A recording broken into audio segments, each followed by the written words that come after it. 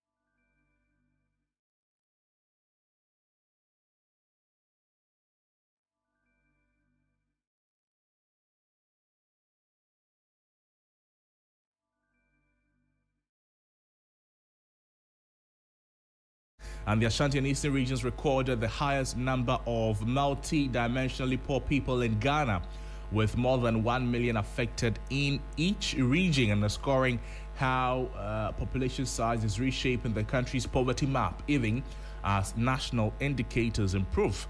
Well, while regions such as Northeast and Savannah continue to post the highest poverty incidence rates, above 50%, the data shows that high population regions are now carrying the heaviest absolute burden of deprivation. Well, at the national level, poverty remains sharply divided along rural-urban lines. In quarter 3 of 2025, multidimensional poverty in rural areas reached 31.9%, more than double the 14.2% recorded in urban centers, reflecting unequal access to basic services and productive opportunities. Meanwhile, Greater Accra, the Western region, recorded the lowest poverty incidence, both remaining below 20%, highlighting wide regional disparities that demand geographically targeted policy responses.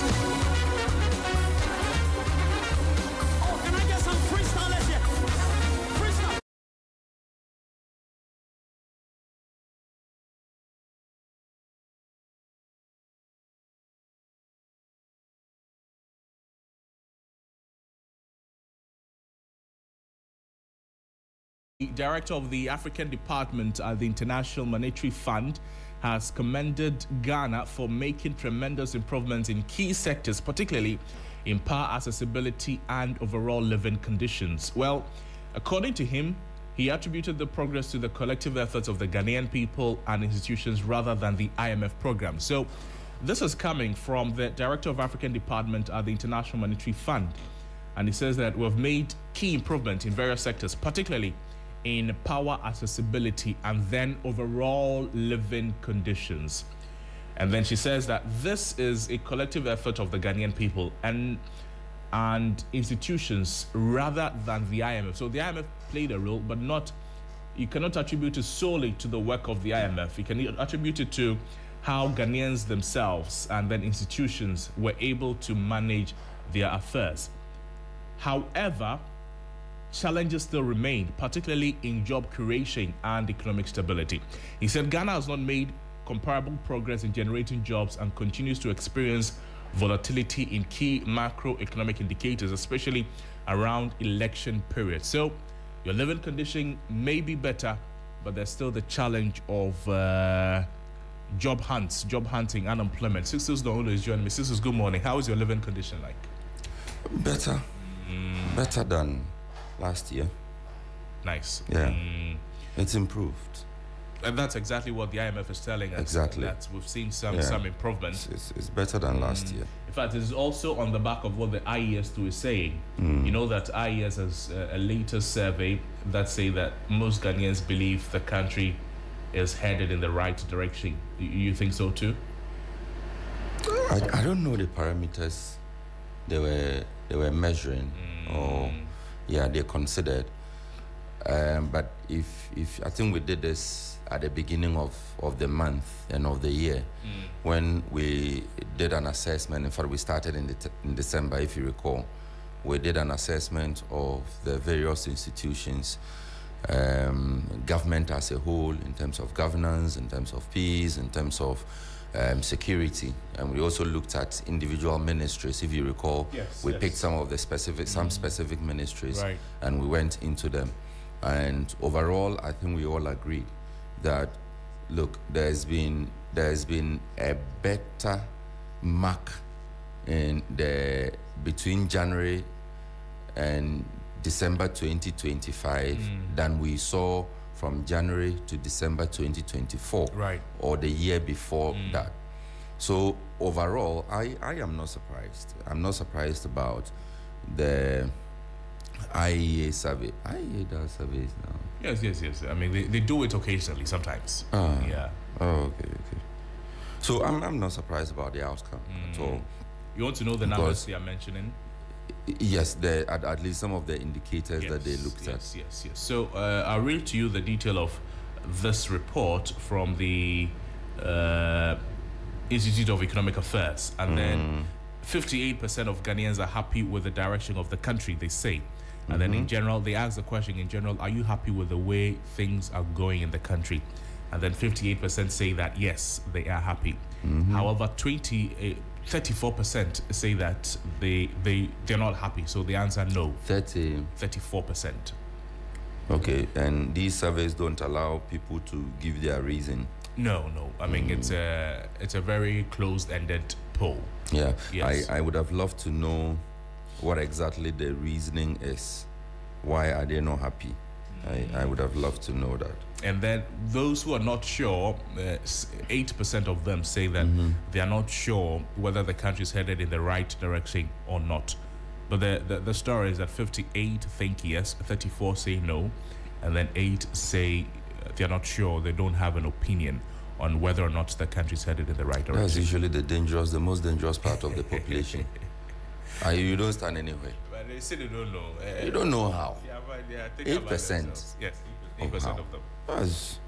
You see, those who say we did.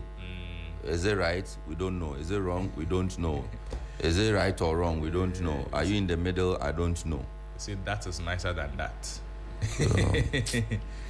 It's the people who do the which is which people. But there are a few things that, the new government came with new economic and development policies, along with a leadership style that has sparked significant debate about where the country is headed. Therefore, we asked citizens whether they were happy with the way things were going in the country. Most respondents, 58, said they were happy. 34 indicated that they were not happy with how things were going, and 8% said they were not sure.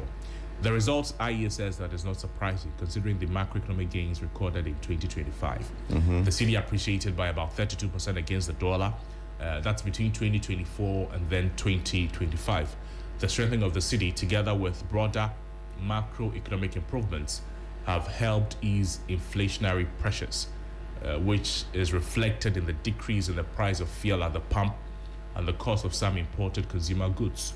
Hence, inflation has also declined sharply from 23.8% in 2024 to 5.4% in 2025. So there are other positive developments which may have influenced people's perception of the direction. So the pollster itself agrees with the opinion of the people.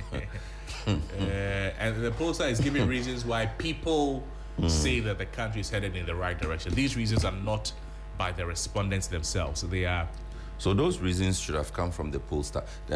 From the respondents. The respondents, yes. You see, that's why I was asking to know the 34% what their view is. Right. And I think that 34% is a significant number. It is. So if you have 34% of the population that says something is not right with the administration, it is in the interest of the administration to know why this 34% thinks the way it thinks.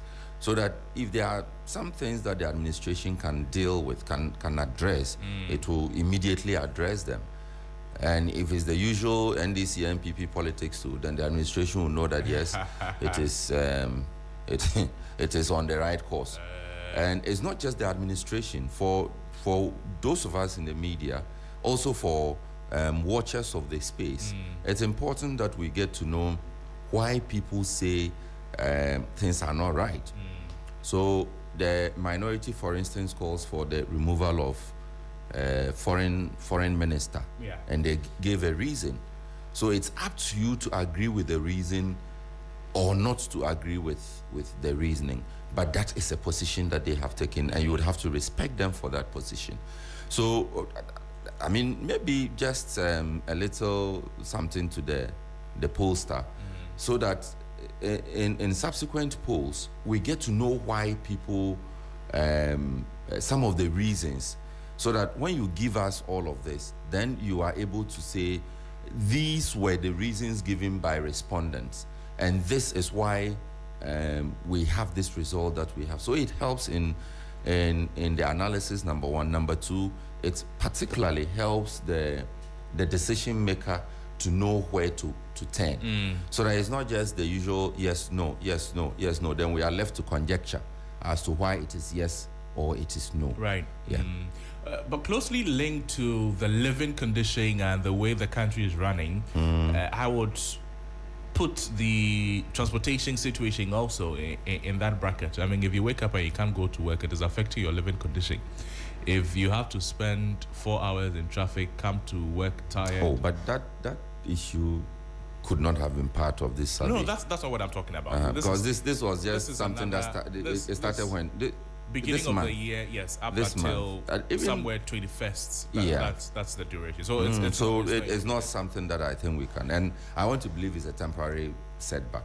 I want to believe. Yes. I'm just introducing another conversation. Okay. That's what I'm talking about. That the GPRTU, they say that they are continuing with their crackdown on transport operators charging arbitrary fares, contrary to what GPRTU has put out as the agreed fares. So you know that on yesterday, some drivers were arrested at Ablekuma in Accra and sent to the police station. Oh, they should come to Madinala. Oh. Let's take a listen to what Abbas Moro speaks for the GPRTU.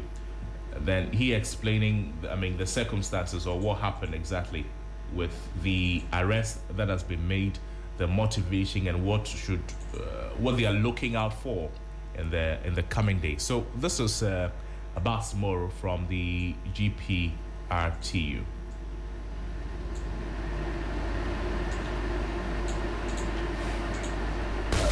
Guy on board. Yes, our yesterday's emergency meeting, we agreed that we should put our guy on board whilst we are waiting for these two groups. So they started this morning. They are to operate at a particular place for about an hour or 2 hours, then they leave to another place. This morning they were at Ablekuma and they were able to, by the close of the morning, arrested about 15 vehicles for overcharging, for loading, for sure, because they do not belong to any union. They don't have any particular route that they will operate. In the laws of the land, every union has to register with assemblies in its jurisdiction. So that's the voice of Abbas Moro Sisters. I don't know what you make of this approach by the GPRTU, whether it will help solve the problem or it will have, it will be counterproductive. What do you think? Say again. I'm 100% for it. If you recall our last conversation, I mentioned this. And I even gave you my own example of how I wish I could arrest a certain driver and his mates. Yes, because, it's not right. It's now gotten to levels of greed, and we shouldn't tolerate it. We shouldn't allow drivers decide what they want to charge at what time. And yesterday, Abiam was giving me a brief story. You see, you don't get a vehicle. You have to pay more. So the normal fare is 12 cedis, but under certain circumstances, you could pay 15 cedis, even as high as 20-something cedis, just to get from Medina to Ebre. That is not right, and we shouldn't allow that to. That's why I keep saying that all the places you are at Ablekuma is not come to Medina. You arrest half of the drivers at the Medina on the Medina stretch. Then they arrest the other half at Circle. if these are the arrests they are making, I want to know where they are taking them to after they are arrested. Where do they take them to? If you arrest somebody's police station, you take the person to. The number of drivers who are doing this, can the police stations we have, can they? we will beg landlords to donate their rooms, because see, it must stop. It should. It must stop. Should we not find a better solution? What would the better solution be? I don't know. This is purely human behavior. How do you do? How else can you handle it? Because it does not look to me that this strategy is, at the moment, is working. Maybe it's deterring some drivers from doing what their fellow drivers or their co-drivers are doing. So at the moment, it may work, but does it really solve the problem? I think sustainable is the word you are looking for. Yes. That is not sustainable. But for me, it doesn't matter. So far as it's working at the moment. So far as if it works for even 1 week, I'm happy. If we have to force a change of behavior, we must force it. Okay, but you think this will force the change in behavior? And even if temporarily, I really don't care. Something must happen immediately. You can't have drivers doing what they like on the roads. We can't have that. One driver is charging 10 cedis for a distance that should take 5 cedis. Another driver is taking 15 cedis for the same distance. Another driver is taking 20 cedis for the... And mind you, I've made this argument before. The owner of the vehicle is not even benefiting from all of this. Because there's a fixed amount that goes to the owner of the vehicle. So the rest actually goes to the driver and his mates. That is profiteering. And it is not good. You cannot be profiting off the sweat of innocent people. And then after doing all of that, you turn around and insult government and say government is the reason things are not working. Meanwhile, you are the reason things are not working. You are causing traffic on the road. You've blocked part of the road. You are loading in the middle of the road. And when you load too, you still charge more than you should. So if you alone, you've broken down every fiber of the system. Then you turn around and insult somebody because the person is in political office. Come on. You and the drivers, you have beef. No, this beef they are like.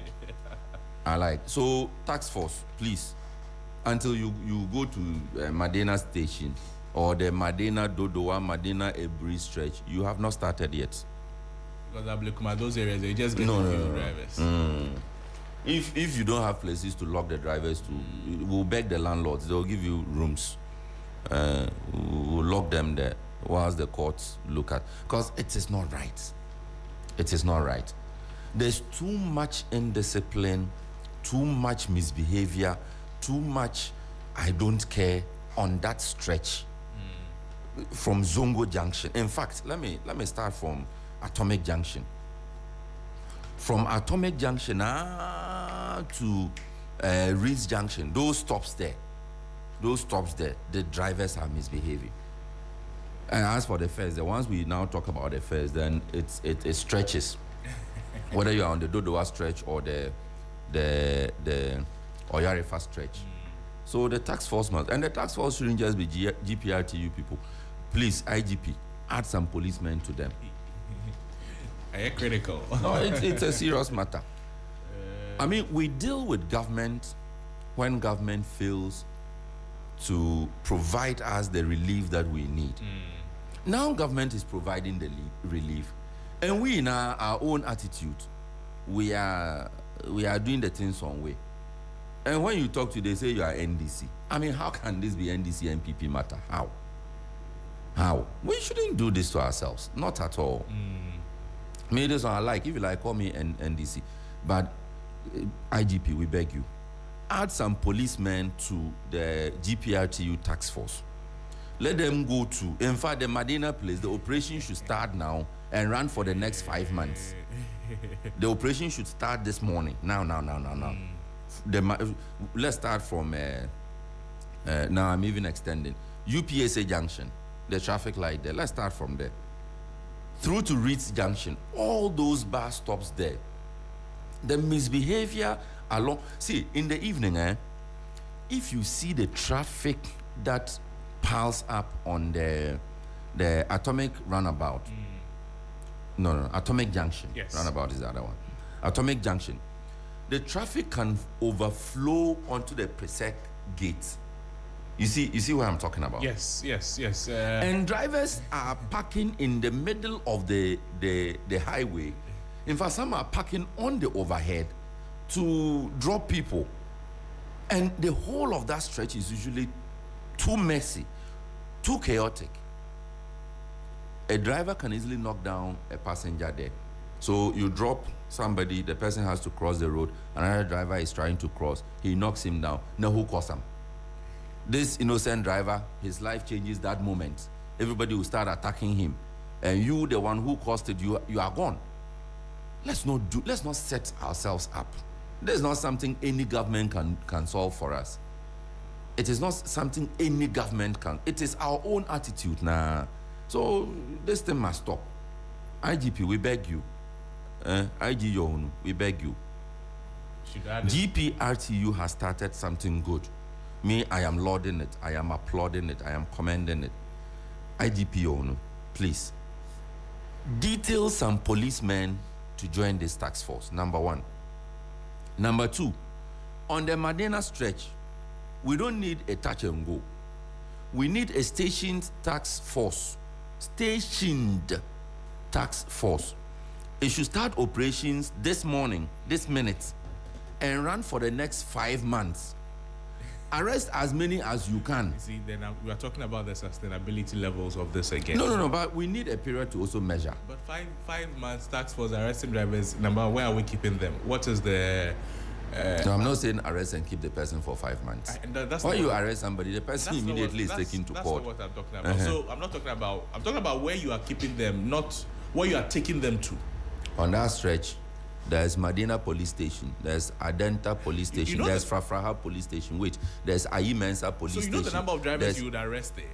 And I'm saying that if the police stations are not enough, we are begging landlords, donate your rooms. The problem must be solved. Crosby, you don't use that road. That's why you don't understand. I use the Medina road. Up to Atomic Junction. Yes, I use Circle. It is even worse at Circle. I'm talking about where I know. Because, see, if you say 1 week, you do this 1 week, go back. Former regional minister Henry Kote, when he started his operation at Zongo Junction, we all clapped for him. We're happy. We're excited about the change that had come to that side. But the moment the police were withdrawn, then back to, how do you have people crossing the road right under the footbridge? They have built a footbridge. Wait. Hold on for me. Let me speak with Abbas tomorrow. Abbas, good morning to you. Thank you so much for joining us. Good morning. So we're talking about the latest that the GPRTU is doing, and I'm sure this is coming from the meeting that you had with the transport minister some days ago on how to solve this problem. But talk to us, what has been happening since? Yes, the meeting was on Monday, 4 days today. Then the next day we called for an emergency meeting in Accra here. Our drivers came in their numbers and we presented the outcome of the meeting with the minister to them, that we finally agreed that there should be a task force made up of our union guards, the assemblies, task force men, then with police assistance. And they all agree that if we have to wait till the ministry writes to the police, writes to the assembly, it will even waste more time, since we've been accused wrongly that we are not those in charge of charging above and working short. We should immediately deploy our union guards on the road whilst we are waiting for the police and the assembly task force. So immediately, the third day, that was yesterday, we used our union guards to start the work for us, and they were able to apprehend about 15 buses. So somewhere were charging, some were also working against the law of the land. So they were handed over to the police. So this is what happened yesterday. And that was in the morning. Okay. In the evening, they will continue to another part. So when I get to the office this morning, I'll get to know what also transpired in the evening. So again, who are these task force? Who are they arresting? Drivers who are charging higher than the price? Those who are overcharging, above what they are supposed to charge. Okay. Some taking short shots. Okay. And some without the laws of, the law of the land. If you look at the Road Traffic Regulation 2012, that is the LI 2180, you go to Regulation 121, which says before you drive as a commercial driver, you must belong to a union, a society, or a transport organization, any company who has registered as such. And some of them are also not with any union company. They just have their vehicle, put them on the road, and we suspect they are the very people who are overcharging. Okay. So since the law has its mandate and they are doing differently, they were also included. So we handed them over to the police. Okay, so how do they make the arrest? They get to the bus stops, the various bus stops, if you like, and then they listen to how the drivers are loading. How do they do it?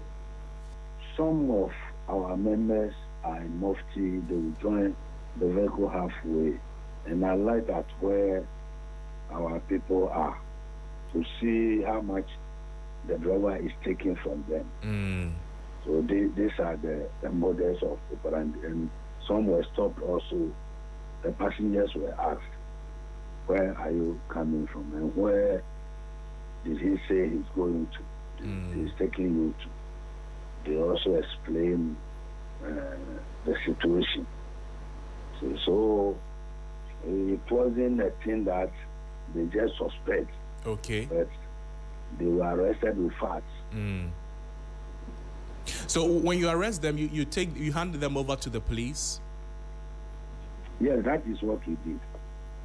That is what exactly we did. Okay. So which areas do you usually target? Which areas does the task force usually target? Is there a reason why? The other place I don't have to mention on the air. Okay. Okay. The task force are to go around everywhere. We have specific places that we have the reports of such things going around those areas. So this is what they are going to do for all of us. So when you speak with the drivers that you arrest, what do they tell you? Well, they look at the number of our people, and no matter how strong you are, our people are many, so you have to succumb. No matter how rough you are, you look at some of their structures, nobody will tell you to obey the directives given to you. Oh, okay. So some of the drivers want to put up a fight. They want to resist there. Oh, definitely. Every recalcitrant driver comes with some characters.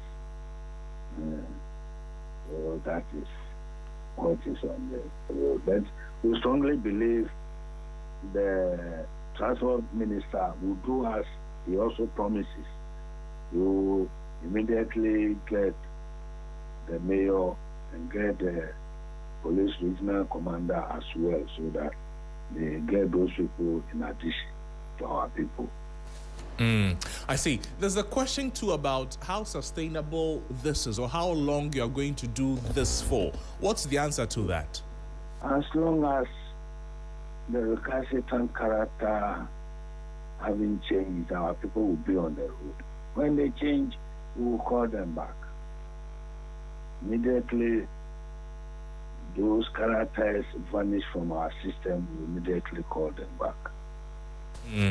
You know that when the MTTD was introduced into the road traffic work in the country, the idea is that they should help sanitize the system. But as time went on, we've seen how easily some of them may have been compromised. My question is, how certain are we that in the next couple of weeks, since we don't know how long this will last, in the next couple of weeks, some of the members of your task force will not begin to, to be very receptive to the drivers, will not be compromised by the drivers such that they will not be doing what you have told them to do exactly? There are some people among them whom are spies. Some people amongst the task force who are spies. People among them who are our spies. They never knew we have specifically add those people to them, thinking they are their seniors who help them to do the work. But we made them spies in the system whereby they might not tarnish the good image that we are trying to paint to the general public. So they themselves, I'm not supposed to say this for them to do, but they themselves doesn't know why those people are with them. So we strongly believe in every society there are certain characters which if care is not taken, might dent our name. So we are cautious of that, and that is what we've done. Abbas, Sixtus wants to have a few words with you. Please stay on the line for me. Abbas, Yeah. good morning, sir. Morning, Master. Congratulations, well done. Thank you very much. When is the Medina one starting? I don't have to mention it. But yesterday in the evening, they were supposed to go to 37, then they continued to Medina. That was yesterday. But since I was not with them, I never knew what transpired until I get to the office this morning. Is it possible to have a team dedicated to the Medina stretch alone? So if that could help all of us, why not? If that could help all of us. Because as I speak now, we are waiting for the assemblies and the police, which will beef up the number. So if that could help and make sure what we are doing will help all of us and achieve the main reason for this issue, why not? I was going to ask you about the police. You've just mentioned them. When exactly are you expecting the police to join you in this crusade? Since we started yesterday, the transport minister will hear about that. So today we shall find out from him how he has gone with the police and the assemblies task force. It is necessary we should have them in addition. So my colleague asked you about how sustainable you think this is, how long this is going to last, and whether you think. So first of all, what is your plan? How many weeks are you going to be doing this for? We say as long as the character doesn't change, we shall use them, because it is Ghanaians that we are working for. And if care is not taken, all the good work that we have started will come to zero.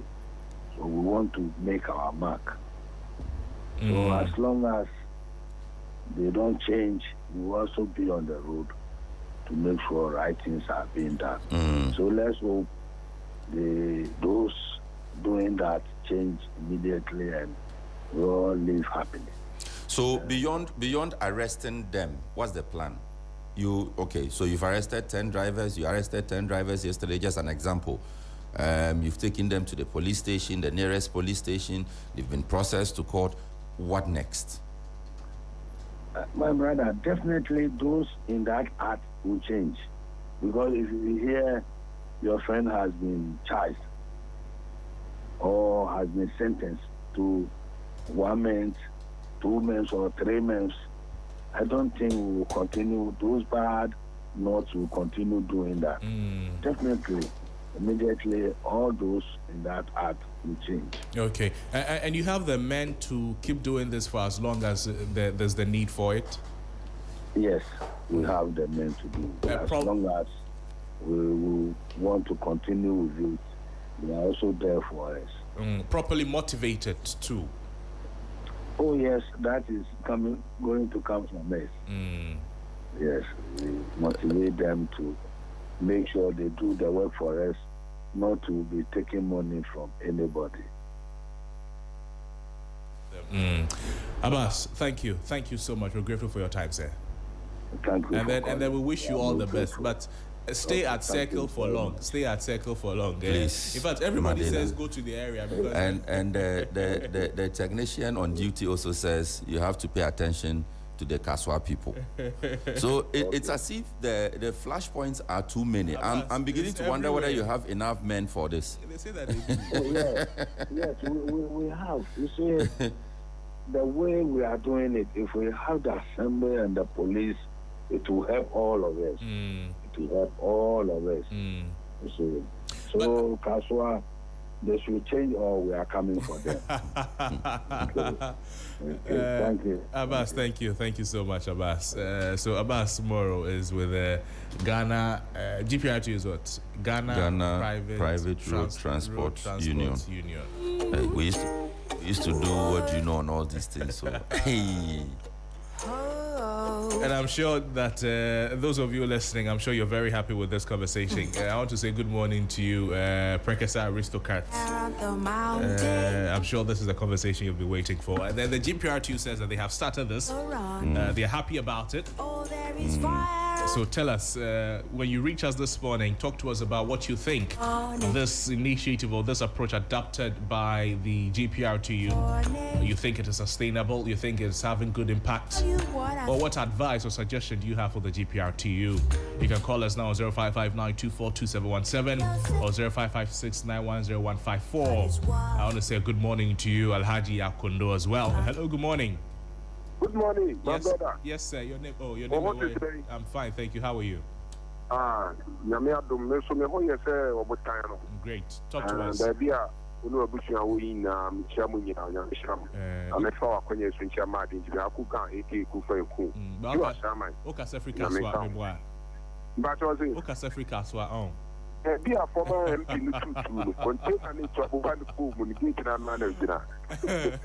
Let's hear you say.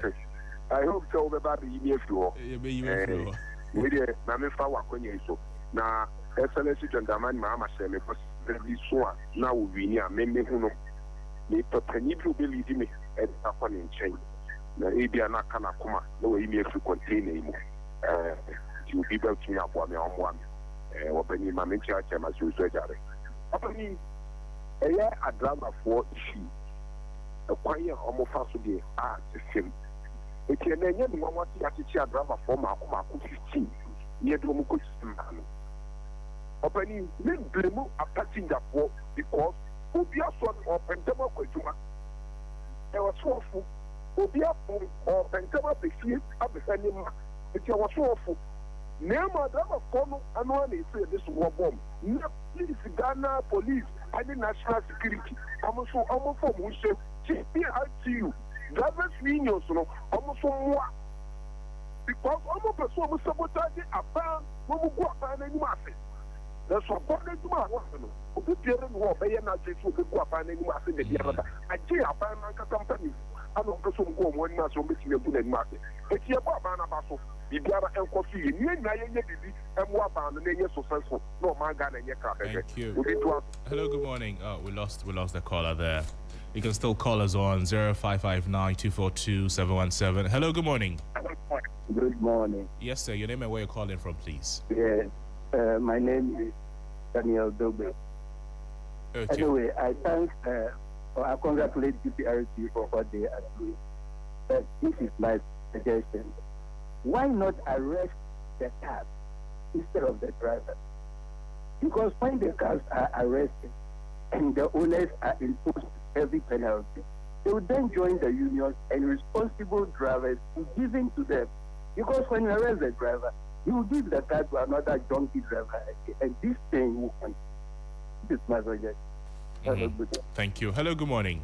Yeah, good morning, my brother. Yes, sir. Your name and where you're calling from, please. My name is Abolo. You can call me Mr. Common Sense. Mr. Common Sense, please speak to us.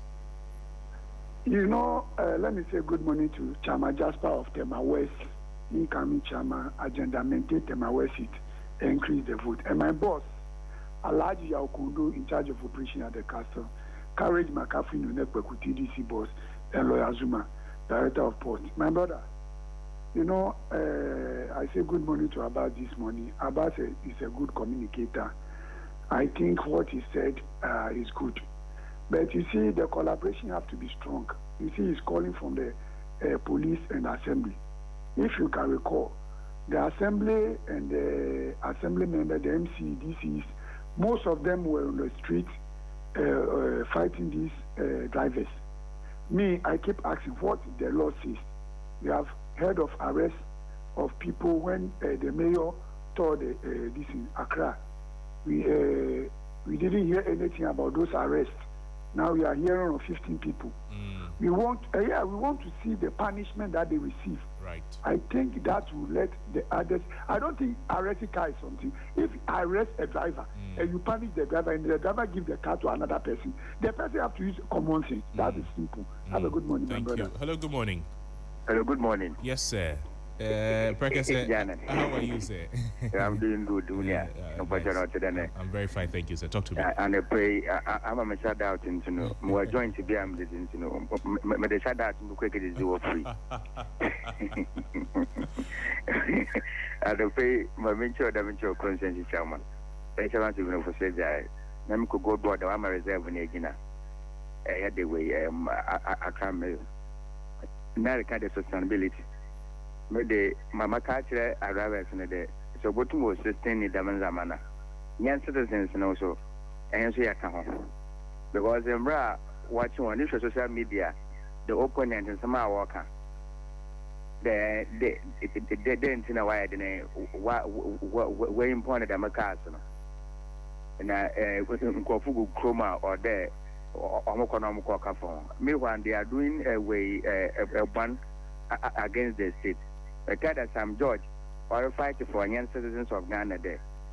Even this DSTV na no or wanted to do na no young Kofa and now we are no fighting. Any data the same thing or fighting. And the citizen first as an to maintain a demand now. No more, we are better. Yeah, so there. Oliver Twist. So we ask for more there. Once a fool and they be a wolf for me. One try there, one roll friend also no. But what battle? Because I had a man, I can't swap on a sky and a girl. A feather uniamba or bad your roll fire one because I can't do answer to my head in it. Prekese, thank you. Hello, good morning. Hello, good morning. Yes, sir. Your name and where you're calling from? But Aziz in the Katati Domi. Aziz, talk to us. Yeah, that's the name of my Mamincha Gaspar. I was them West. Nkami Chama, Lawyer Zuma, our port. And TDC Director Charisma, Kasoba Doloko Abeyanoswa, my only MC, Mr. Agbo, Yami Enshran, and John Agbavo, of Wadembono.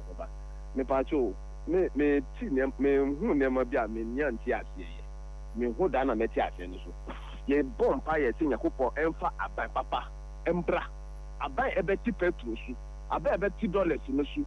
Abai na nyama ne beko yi to e da magana nyame aya do nyame yi onipa korona de magana fo e na ye ti bibia aso e na driver fo o ma ti njema tintre a menti ase o ti me call station no fa na bu petrol no mu bu gu fo me pato HS na ya be westi na MPP be westi e de amaye no a me pato petrol no a mu ti me bu mane ye ma enyama ye bete na nyame aya do a mu bu mane brusu nti e ba ne sei and a transportation, woman, high.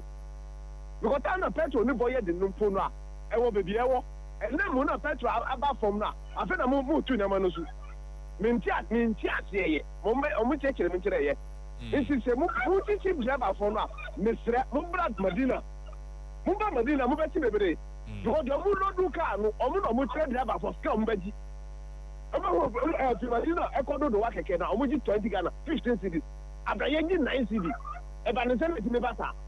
You're not bread. Thank you. You're not bread, papa, and you're better. The police will bet you go for more. No bet you more. The soldiers, you, or will you be found? May that's the means. I hear you. Thank you. Hello, good morning. Good morning, good brother. Yes, sir. This is Lincoln. Lincoln, talk to me, please. Thank you so much. Let me salute Lawyer Azuma of Port. The good job is doing, the transformation that is going on. And you come to Kaswa, our only chairman that we have, that is the man we are going with. Again, Chairman Ofosu Ajare. And Joe Ashama is going for communication again in Ashama. Yes, I'm happy the GPRTU has taken up this step to make sure those recalcitrant drivers are arrested and dealt with. We are tired, my brother. We are tired. That is why sometimes when I call, I don't miss words. I'm telling you that the black man is a very wicked black man against his own neighbor. The white man will never do this to his colleague. I will keep on saying this. I'm telling you. Yes. Let me continue. You see, sometimes when you cry, I'm hungry, I'm hungry. You see somebody crying, I'm hungry, and you give him money or you give me food. He will eat the food, and when he's belly food, will come and blame you that he's suffering from the food you provided to him. That is what the drivers are doing. How much is petrol today? And look at, you sit in one car and you pay 2-3 times and they are running short distances. Especially this morning and in the evening. Oh, my brother, sometimes, look, you see, sometimes people make people to be violent. The fight I saw last on TV3 or so, one of the stations, people fight, passengers fighting driver and me. It's necessary, very, very necessary. And for me, I don't even want to engage in that. Because what we are going to, if some of us will take the law into our own hands, it will be a different thing. Please because we will do it to the nonsense degree. Please don't take it in your hands, okay? Thank you. Thank you so much. Hello, good morning. Hello, good morning. Yeah. You can call us on 0559-242-717. Hello, good morning. Morning. Yes, sir. Your name and where you're calling from, please. This is Haja Ali, the freedom fighter from Medina. Haja, good to hear from you. Talk to us. Thank you, my brother. Let me say good morning to His Excellency John Dramani Mahama, the Vice President, the Napa, Nana Jane Opoku Ajimai Papabi. May Allah continue to bless these two people and grease their elbows to make them, in fact, serve us as humans, not as the way some people came and served or ruled. They didn't serve. They came and ruled us as Ghanaians were animals. They didn't care for our well-being. They didn't care for whatever we say. We thank His Excellency for at least thinking about the poor Ghanaians, the underprivileged, the way he's governing this country. Only a witch or wizard will say the country is not moving on well. At least today, a rice that was sold before 25 cedis for 1 kilo, today is 2 for 25 cedis. So if you have a family of 10, and formerly you used to buy 4, now you can buy 2, and at least manage it. My brother, let me also say, we thank His Excellency John Dramani Mahama for giving us a national security who is focused with the security of this country. Look at the way today criminals have been arrested. Do you remember some time ago, a political, party national executive told us in this country that they know everywhere the armed robbers in Ghana live. They know. But they didn't arrest them. Today, see the way the armed robbers, criminals have been arrested day in, day out. Every day there will be a news of some people being arrested somewhere. This is how we want a nation to be governed. Thank you, so we thank His Excellency John Dramani Mahama for giving us such a national security and the IGP who are focused to check every point and arrest people who are making this country on ease. Thank you. Hello, good morning. Good morning, Crosby. How are you? I'm fine, thank you. How are you, sir? By the grace, I'm also doing good. Yes, your friend Colin from Amamole. Collins, talk to us. Let me greet your cherished listeners. Look, at times, if I sit down, I said, wow, Ghana, Crosby, we can do better, more than us it is. I'm telling you the gospel fact. We, the Ghanaians, are duping ourselves. Yesterday, I saw my boss, that one of big man, I won't mention his name. So I just want to buy coconut at the roadside. And he saw me and said, oh, the coconut seller tell me, Charlie, I said, oh, boss, look at this. Look at this, you see? Look at this. Meaning, what the drivers are doing is deliberate. They know that, yes, we are charging triple and more than as it is. Because I wonder why, if it's afternoon or before 11:12, then you hear them, normal fare. And I say, so you know deliberate that what you are doing is bad, it's criminal. Petrol is down, diesel is down, but we the passengers are paying triple, double. meaning we are not getting the interest of reduced. So the petrol and the diesel should go up more. So I'm appealing to President Mahama and the transport ministers that they shouldn't bring this national security into where they should do something about it. Thank you. Thank you. Hello, good morning. Hello, good morning. Yes, sir. Your name and where you're calling from, please. Abu Koko, I'm calling from Koko. Abu, talk to me. Over. Why did you calm down? Yes, you won't be bringing that crime with them. I'm not coming out. Robert and I was dear. For more, money to me and no more to do more than a phone. And yet, first, no much patrol. Patrol boy, the movie is in the party last year. And then so, patrol from Kurana, I heard it cry, I am more.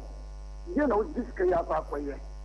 Oh, so I went on a canoe, also because yes, I am in what I thought, and yet, Yadian ambassador from Mount.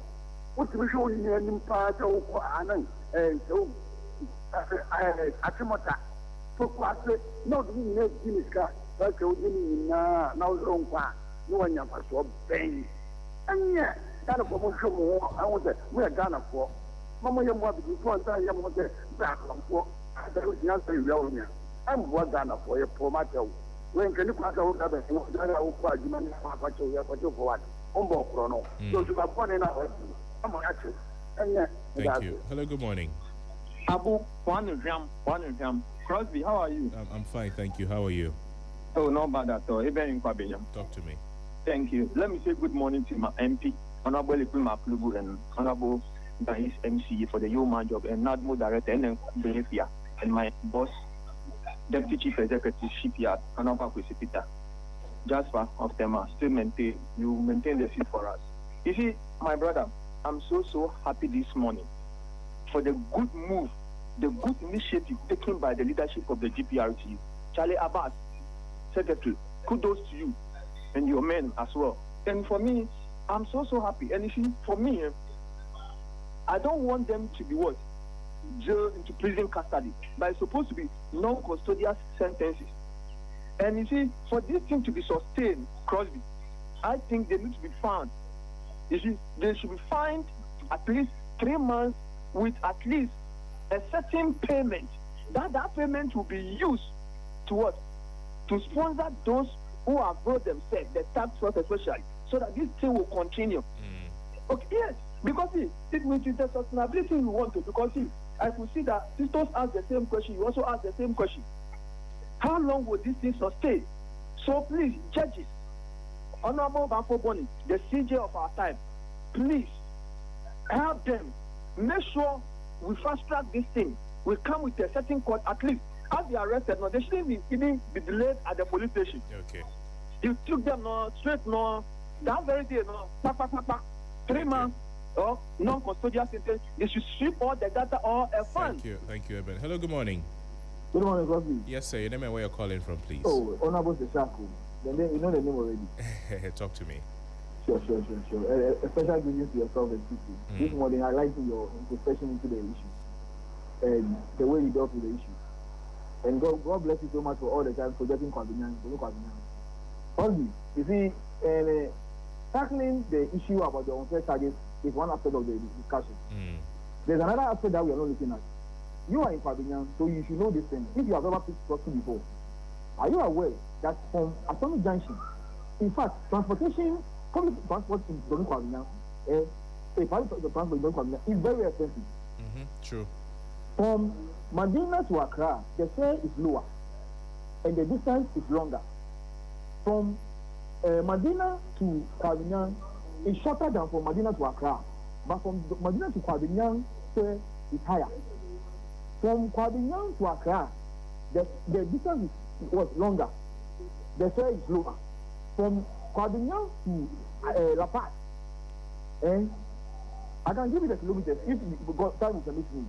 Kwabinyan to Accra, the kilometer is 25 kilometers. Kwabinyan to La Paz is 30 kilometers. But the fare from Kwabinyan to La Paz is higher than from Kwabinyan to Accra. Same as from Kwabinyan to Atomic. It's 18 kilometers, 10 kilometers, sorry. And from Accra to Atomic is 19 kilometers. But for Binance is higher than. So these are the things that the government must also tackle. Right. When you have the fact that uneducated, incompetent people manning the affairs of the public sector, this is what's going to happen. The first one made in December, a lot of them don't go to school. They need to go to the fear the education that Ekumado brought. They need to go enroll themselves. Thank you. So that they'll go and learn. Thank you. Hello, good morning. Good morning. Yes, sir. Your name and where you're calling from, please.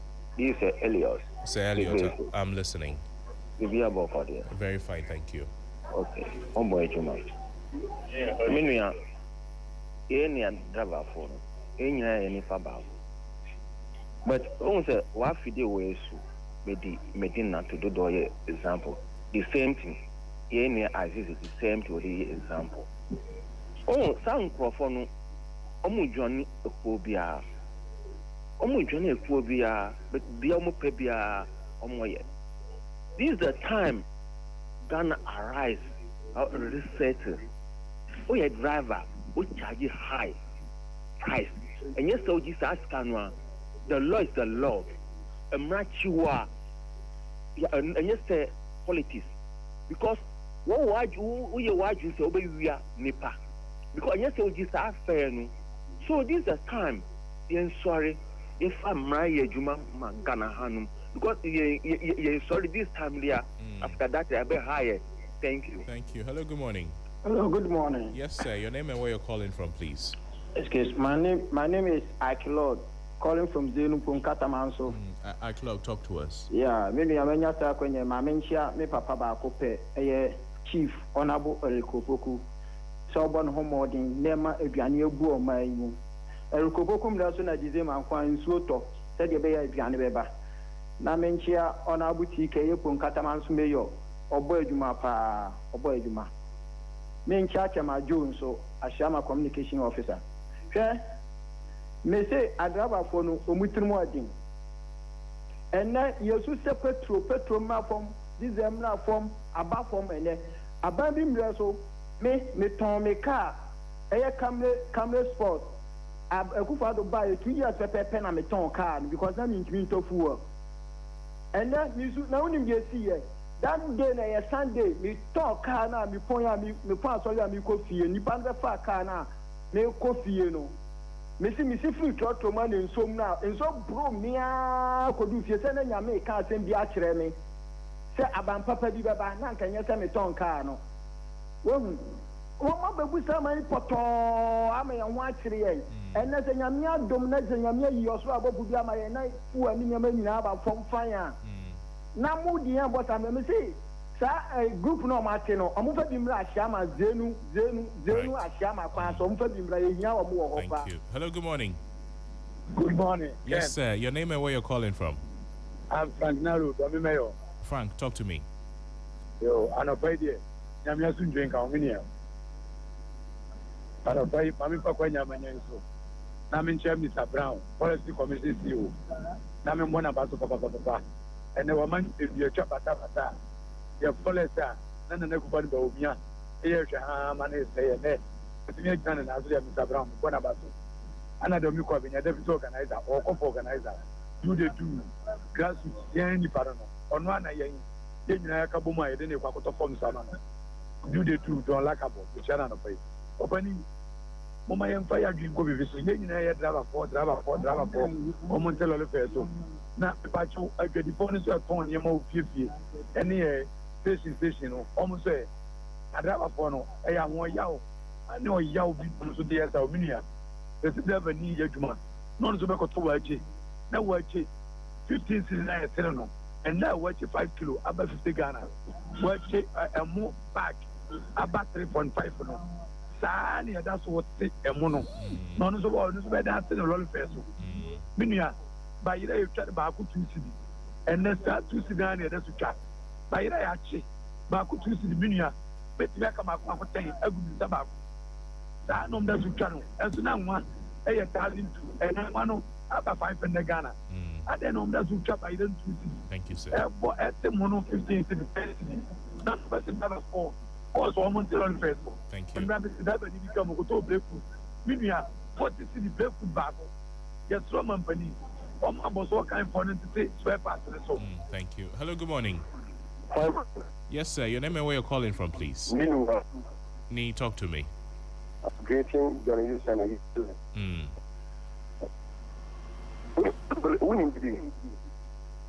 like the way first one more thing I said Obia Sadian Udi about 1 city. Well, previous about a memory. I said to me this sort of myself said, yes, said drivers and I'm not person as who number would turn what me care best now to at the same time. One say from estate justice, echo be on bringing a president to be war. My president tell my like almost put me down. It can't be at the phone here at the team and therefore it's but that can I said at the same time from the police station echo assembly more assembly be war. Why not if I have to go to my assembly. Sorry, it's now so we put here and not TV, no showcase. I'm going to be a machine. No, flat. Thank you. My last caller this morning. Hello, good morning. Good morning, Mr. Gabo Cosby Adder. Yeah, how are you, sir? I'm fine, sir. And you? I'm very fine, thank you. Alhamdulillah. Thank you very much with the wonderful job we are doing for Ghana. Let me say good morning to the East Municipal Chief Executive, Mr. Edmond Agbo. And the Agbo Director, and the Agbo, he double as a double Kwabia organizer, good morning, and my MP, and Badi Jibril. In fact, you see, I'm short of words. And I am surprised that some of the Ghanaians are wicked. They are more than Gaffo. They are more than Afghanistan soldiers. Why can they do that to our own people? You know, we are Christians at the same time we are Muslim. When we go to mosque, we pray for Allah. We go to church, we pray for God, to have mercy on us. But we are doing bad things. Why are you doing bad things to your brother? Because you have to review things that you're not supposed to review. Things have come down drastically. They can review things so that your current human being will be okay. He said no. Why? And I am happy there is a task force. Some of us will join and we'll start beating them. Thank you.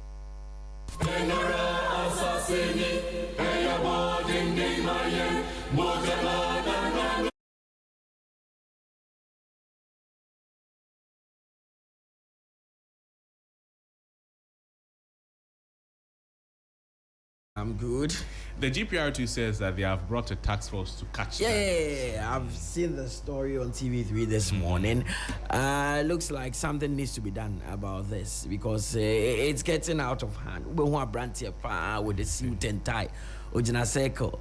He's going to La Paz. La Paz is around 6 city, 50 pesos. You say La Paz, 10 city streets. No, it's not home. He can't because he's already done his budget from home. So maybe ABCBI. Maybe ABCBI. Also, for now, say 10 city. And it's not fair. I think it's not fair. And sometimes I feel or believe that we are our own enemies. We tend to drop all the blames on the doorstep of the government. But as citizens, as people, we should have conscience. At least we should have conscience. I read something from a Japanese novel. They said that rules are made, but for the rules to be enforced or for it to kick in place, it is the conscience of people that okay, we are all respecting it. That is how we want to respect it. Deliberately want to respect it. That is how we move. And he said that is what has binded Japan for ever since Japan was discovered. They want to go by their conscience that okay, I know I'm doing this, it's not right. If someone does it to me, I won't be happy. So why don't I do the right? See, in Japan, their thinking is different. Yeah. I know a story of somebody she was riding a bicycle. Okay. And then her wallet and her phone fell. She went to work. When she noticed that it had fallen, she was not bothered. She in her mind knew that when she's returning, she'll use the same route. And then she was very sure that she'll find it there now, where it fell now. When she was coming, she found it. Nobody went to take it. No, everybody saw it, nobody minded it because, like you're saying, in their conscience, they want to do what is right. Yeah. So the thing fell, she went to work, she's okay that this my phone, my wallet that has fallen down. I know that when I'm coming back, we'll still when I was reading it, I was like, they said they don't put any religion above the other. They feel all religions religions are equal, but they don't use religion as the reason the reason why they do what they have to do. They use they say humanity. They feel that we can make the world better by being each other's keeper. That is what they believe in. Imagine your phone has fallen down. The way you'll be scared in Ghana. In 2 minutes, if you turn around in Ghana, I will not be there. If my money falls down right now, Sistu takes the money. I'll give it to you. Now, me say, my money has fallen. Sistu say, science. Which date is on the money? What do you mean? Sistu will even go on and ask which date, which governor's signature is on the money. How am I supposed to know all this? My money, they asking me which signature. Remember the pen, big pen. How we used to? Is that my pen is missing? My pen is missing. What is the number? Because Ghana man doesn't trust Ghana man. We wanted to ask you, is it fresh or old? KSM always says something that when you're approaching a typical Ghana man, in his mind, he knows that if he gives you the chance, you mess him up. And you too, you know that if I also give him the chance. So once you are approaching each other, you have a certain perception. The defense shields are already erected. When a guy didn't come, first of all, you so be boo. You know, your mind, you have to boo him. Also, people feel free to just pay for an item and it will be delivered to them. Yeah. Ghana, the arbitrary item, no, the item they brought, Kotimika say, no, pay, you pay after delivery because he can disappoint. And that's one of my rules. Yes, and you can post them on social media. Because in his mind, somebody wants to mafia him. So no, it's happening. It's happening. Because that is how we are living in this country. So me, I pay on delivery. I go online, I see the item, I like it, I place the order, you bring it, I'll tell you my location. You bring it, I give you your cash, and I collect. Do you know how many girls who have paid for wigs on social media? They never got it. And the page that they saw the wigs completely vanished, like something miraculously happens. Helen will not be because happy, but let me say that Helen is a victim of this one. Oh, it's normal. So the Legon girls listening to us, don't worry, it's not your fault. Now financial institutions, even financial institutions, are getting missing now online shop. They've given me a phone. My brother. A phone case. That was when you just got to Accra. You're going to buy a phone. Yes. And they gave you a phone. At that time, it was this Nokia X2 WhatsApp has come and I got some girl, but the girl said if I'm not on WhatsApp, then we can't chat because if I continue to call her, her mother would be angry. And I said, let me do susu. That time we had a lot of neem trees at the police depot. I cut some of them, then I sold it to some water seller. The woman gave me some 60 Ghana cedi. That time. It was good. Then I did susu for this cedi. Stealing from my mom small. My mom was selling pure water in those days. I was stealing. God rest her soul. You see the hard work the woman made you do. Yes. I got some 100 Ghana. Dressed up early morning, went to circle, met some Rasta guy by the roadside. He said, oh, what am I looking for? I said, oh, I want a phone. He said, oh, come. I have one here. He took me to some corner, showed me the phone. It wasn't a shop, it was a corner. Yeah, it was a corner. The phone had a woman's picture on it. Yeah. And I had budgeted 100 Ghana. And the guys, 50 Ghana. I was like, oh, God. Why are you being so good to me? Menyafaso 50 Ghana. So I even told the guy, I said, 10 Ghana. Let's go to, seriously. Then this guy said, let's go to some corner, let me check if it is charging. Then he told me that, I should look behind and see if I was looking for the moment till I came. This guy was still there. And he said, okay, I should take this phone, Charlie. Even the 60 Ghana cry, I should ask 10 Ghana to make it 70. I said, no problem. At least I'm getting some 30. What better credit? He said I should sit in the car and go. The boys here are criminals. I sat in the car. I got to car price and something told me that, now are you serious? You bought something that you've not opened. When I opened, it was an eyesore. I came home, I couldn't narrate this story to anybody. For 3 days, my mom was like, it looks like you are not well. I was like, malaria. It wasn't malaria. I had been duped. So when I hear people saying that when I continue to see videos on social media, it's not a laugh matter. the way you look smart, man. They are smart. See, those circle boys, forget about your PhD. They can outsmart you. They saw how he was walking at the I don't know. They have their own way of being smart within that small enclave. And when I came back, and when I was like, Obiaji before, nobody mind. like nobody paid attention to me. Everybody was going about their business. And so you went back when you realized it was a piece of soap. You went back. I went back, and the same spot. I was like, oh, Rastaman be no ha. Nobody paid attention to me. It was like everybody was going about their business. Una went into our back, Ramasa. Somebody even told me, normal. So when I see videos and hear stories of people being duped at Circle, I'm a victim. So I tend to. My friend is listening. His name is Emma. He's praying I don't tell his story. No, and a lot of people have had that kind of experience before. Yeah. Laptops. Oh, Charlie. Laptop. We sent a laptop to Circle. Somebody took the laptop. Told us that he was taking us to a shop to sell the laptop. Okay. It was my brother's laptop that somebody. You were going to sell. Yeah, we were going to sell. You got an agent there. Yes, he told us that. This guy entered the shop. We saw that he entered the shop. He said he was going to talk to the guy and see if he can give us some money. We were selling it around 1,200, some HP laptop. We stood there for like 30 minutes. Nobody was coming out, and I was like, I see a general hard to. You didn't enter with him. We didn't enter with him. Say it was a small shop. Like 30 minutes. Then I entered and I asked the guys, Charlie, laptop guy. No, guy, there's a PR for it. No, there's another door behind the shop. Charlie, another day. It's all right. Let me leave some for another day. Sorry, why? They take do you. See, Crosby. Listen to this. Welcome to I Cry, popularly known as Accra. Accra. They say that Accra, the full meaning is any criminal can roam about. And see, don't underestimate those boys. On when did the horror? Don't Circle, Medina, Ashaman. Don't underestimate those boys. There's a popular place in Kumasi, PZ. I stayed in Kumasi. It's the same. You have a lot of umbrellas. You see human beings, but they're under the umbrella. See, even if you have a phone, then you go to Apple shop in America, they tell you the phone is not working. Bring it there. It will work. They will find a way. And you'll be surprised that how come these guys are able to do this? See, because of how intelligent, how smart they are, they're not finding good use for it. So they'll just branch into something. The offices are not able to accommodate them. Yes. So they open their own offices. The way their minds work very fast. Their minds work very sharp. See, somebody is looking for mobile money now. You have changed phone. I don't know how the guy did it.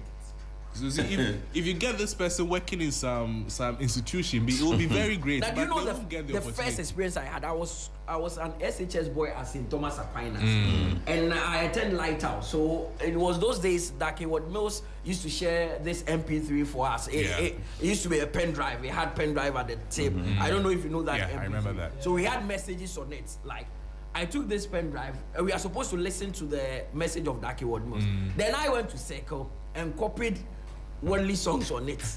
Copied my own songs. I was like, oh, Masa. I copied worldly songs. And I was struggling for a bus. And you know that chaos that, hey. I was listening to music. This are higher than an Aburu song. Yeah. I'll never forget. I was listening.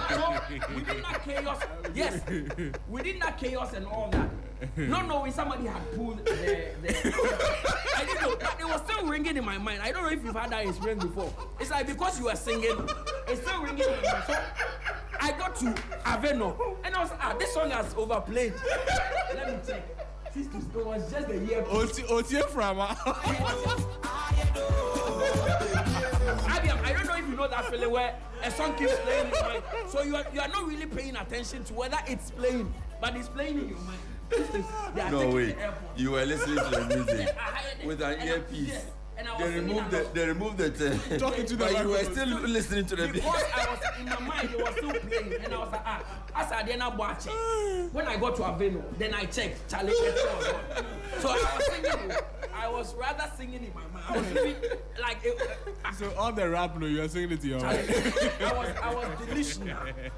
I was delusional, and I don't know. I thought I was the only one who had that experience. You didn't message Nana Boro on Facebook to buy you.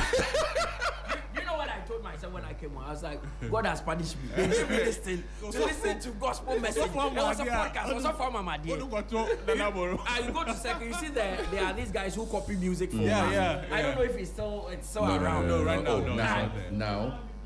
Now. People still go there to copy music. Really? Because people like you will still come to Accra. On that note, I take offense. What do you mean, like people like you? So every day, people like me. My caliber will still come to Accra. The market is always there. The market is always open. It's true. What is it? No, the market, someone like you will always come around. Yeah, so someone like you will always come around. But how can you go to sell laptop? Then somebody says, you stand here. Let me go and check prices. And you are standing there. We went to the shop. Yesterday said he wants to talk to the guy and see if the guy will buy. And you cannot talk to the guy in your presence. No, he said he's coming, and the shop was like a lot of people were in the shop. It was a small shop. Don't know if there is another exit. No, but I want to believe that in instances like that, the shop owner or operator is in bed with. Clearly. Not exactly in bed. They know that these things happen, and they understand that the person is their friend. So if I'm in my shop, I know you. That sometimes you bring me goods to buy, and then so like you're my friend, not necessarily like I'm working with you, and then you come and check up on me and me the shop owner, I will not automatically think that you want to swindle somebody because you've done a lot of deals. Because exactly, so I get sometimes too they are in bed with them, sometimes too they work. You with see them, the story of your friend that you are going too far. You don't want somebody just sent a message. Somebody you all know. He says, in fact, he's a sound guy here. He says it happened to him 2 years ago. Just 2 years ago. Trust me, Kwame Bwama will go on Facebook. He says you are very funny. Trust me, if I tell you the number of people who have these kind of stories, but they've kept it a secret because it's embarrassing. I was never able to tell my mom until she passed. Because I didn't know.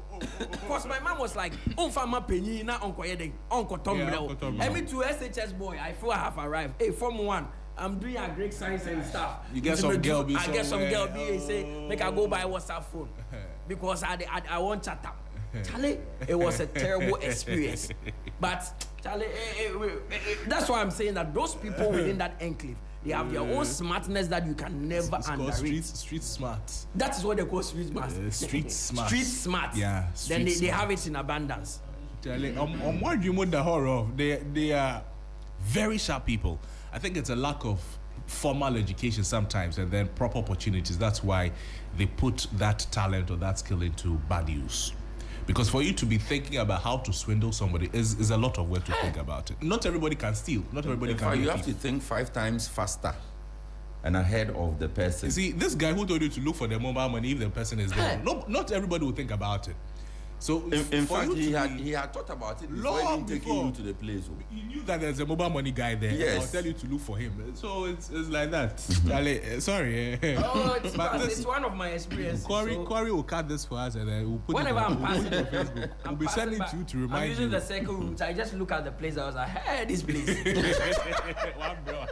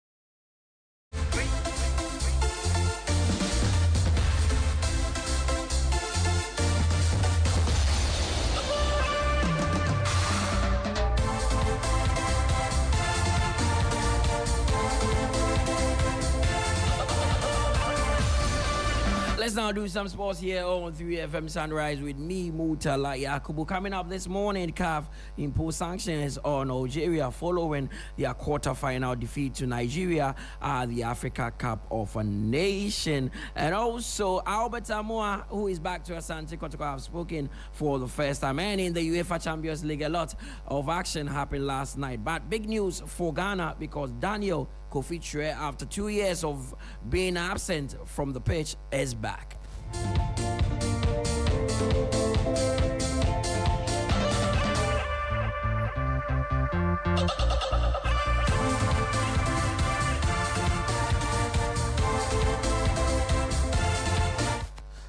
Let's now settle for the details and start off with some news on the continent where the Confederation of African Football Disciplinary Committee has imposed severe sanctions on Algeria following the chaotic scenes that unfolded after their quarter-final defeat to Nigeria at the Africa Cup of Nations. The sanction affects players, the federation, and supporters involved in the incident at the end of the match, which saw Nigeria defeat Algeria 2-0 to advance to the semi-final. Goalkeeper Lucas Zidane, the son of French football legend Zinedine Zidane, has been handed a 2-match suspension. Defender Rafik Begali has received a 4-match ban, 2 of which are suspended. All suspensions can be served or will be served during the CAN 2027.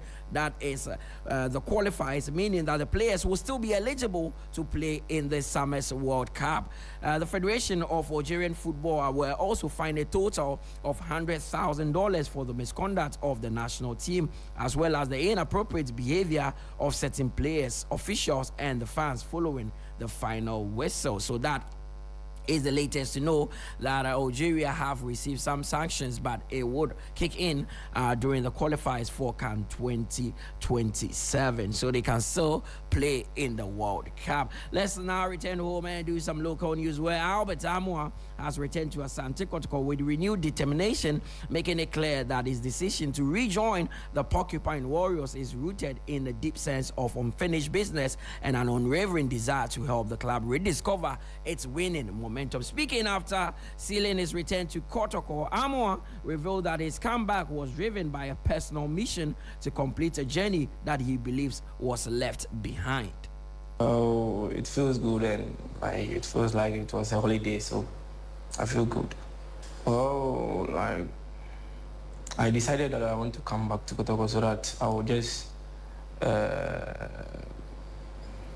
finish my own, everything that I started, so that I will be okay. Well, yeah, it's part. It's part because I think winning the league is also part of my journey, and I was happy when the time came for me to choose the team that I want to go on loan. So I decided to come back so that you can work hard and claim it.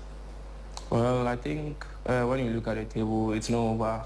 There are more matches to play, so I think there's nothing to give up. I think we are going to work very hard to make it to the top as our supporters wanted us to do so. I'm really happy to be here so that we can work together as a team to achieve what we want. Albert Amoa, Kotoko striker, he joined Al Ali Bengali in October last year, but has returned to Asante Kotoko on loan. In some other news, Ghana international Daniel Kofi Tre has taken a major step in his long road to recovery after returning to full team training with SC Freiburg nearly 3 years after being sidelined with the serious anterior cruciate ligament, that is an ACL injury. The midfielder has not featured in a competitive match since suffering the injury, while returning to training is an encouraging sign. There is currently no guarantee he will make an appearance before the end of the season. Freiburg are expected to adopt a cautious approach, carefully managing his workload after such a lengthy absence from competitive football. So we are being told that Daniel Kofi Tre is back with SC Freiburg after being out for 2 years, 10 months. Now people are asking whether he can be part of the Black Star squad for the World Cup. We'll get to find out very shortly. Still on the Black Stars, former captain Andre Rami Morgan Ayew has reflected on his return to competitive football after recently making his debut in the Dutch top flight following a short hiatus. The experienced forward signed for NAC Breda admitted that he is yet to peak match sharpness or fitness, but expressed confidence that the support from his teammates is helping him to settle, and he is ready to ensure he gives all his best. Yeah, I think the lesson that we have a solid team, we have a solid base. We can defend, we can attack, we can also play football, and get some good minutes. You know, felt good. Need to continue to build on this. It wasn't bad. Can do much more, but you know, we won't go just crazy. Take your time. We keep building on what we're doing. But I felt very good, and I'm starting to understand the other players, my colleagues, how they move, how they want the ball, qualities. They are understanding me too, and that's very, very important in our football today. So for me, no, it's great, and I didn't feel like, you know, sometimes you get into a team and you're a bit lost in the first weeks because, you know, you need to really adapt, but the guys really took me in really well. Andre Ayew, the former captain of the Black Stars. Let's do some more Black Stars midfielder. Ibrahim Sulemana has completed a return to Cagliari on loan for the remainder of the season, bringing an end to his initial loan spell at Bologna, where he spent the first half of the campaign. The 22-year-old struggled for regular playing time at Bologna following his permanent move from Atalanta last summer, managing just 4 appearances across all competition. In search of consistent minutes and first star, Sulemana has opted for a reunion with Cagliari, a club where he previously enjoyed an impressive spell and established himself as one of Serie A's promising young midfielder. Away from that, let's head to Europe, where matchday 7 of the UEFA Champions League group phase delivered drama and decisive moments across Europe as the race for automatic round of 16 qualification intensified. Karabakh stand Eintracht Frankfurt 3-2, while Galatasaray were held to a draw against Atletico Madrid. Athletic Club edged Atlanta in a thriller, and Bayern Munich secured direct qualification with a win over Union Saint-Gilloise. And Chelsea stayed alive by beating powerful Juventus, saw off Benfica, with Newcastle thrashing PSV. Liverpool dominated Marseille, and Barcelona completed a fine comeback against Slavia Prague. Now, following their 1-0 victory over powerful Chelsea's new head coach Liam Rossino, who secured his first Champions League win in his debut match in a competitive game, praised his side's attitude. Saves, but what I liked about the team today was the body language. They kept going. The body language didn't change. The energy in the team, the counter pressing, the press was really, really good. You want to score more goals, but at the end of the day, we're in a position now where we know if we win the next game, we're in the top 8. That is Chelsea manager Liam Rossino. Barcelona FC manager Hansi Flick admitted the side were pushed to the limit, describing the match as a difficult one due to the extended preparation time their opponent had ahead of the encounter. No, for us it was important. So I said before the match yesterday, also I said it will be a tough match because it's they prepare, I think 5 weeks or 3 weeks. They have time to prepare to play against us, and they made it really good. Slavia is a team, a physical team with a lot of dynamic, a lot of tall players, and we saw it in the set pieces. I think it was not easy to defend this, and but at the end I'm happy that we came back, and the team played really good, and I also think at the end we deserved 3 points. Liverpool also got a good win against Marseille in France, and their manager Arne Slot expressed his satisfaction with the side's attacking options. It could have been a tricky place to go. It is a tricky place to go because of their fans, but definitely also because of the players they have and the manager they have. They have always a very good idea of how to play, and we had to be really good today to beat them, and I think that's what we were. Already in the first half there were 3, 4, 5 moments where we took the ball off them and we should have done better in the counter-attack. And on the ball, we were very positive again today. But we generated less chances than we did Saturday. But now we scored 3, and then everyone probably is much more positive than when you create 5 times as much chances on Saturday, but you only score 1. Big one there. But in tennis, 10-time Australian Open champion Novak Djokovic barely breaks a sweat in a win against Italian qualifier Francesco Mastarelli to reach the 3rd round of the competition. Novak's 399 Grand Slam match win over Italian qualifier Francesco Mastarelli propelled him to the Open 10. As you know, 4th seed Djokovic, who is seeking a record-extended 11th Melbourne Park title and a 25th Grand Slam trophy overall, systematically dismantled Mastarelli. It was 6-3, 6-2, 6-2 to continue his quest to make more history in a Rod Laver Arena, and we'll get to see what happens with that. But that brings us to the end of the sports updates here on 3FM Sunrise. My name is Mutala Yakubu. There's more sports on all our socials at 3 Sports GH. Don't go nowhere. There's more after this.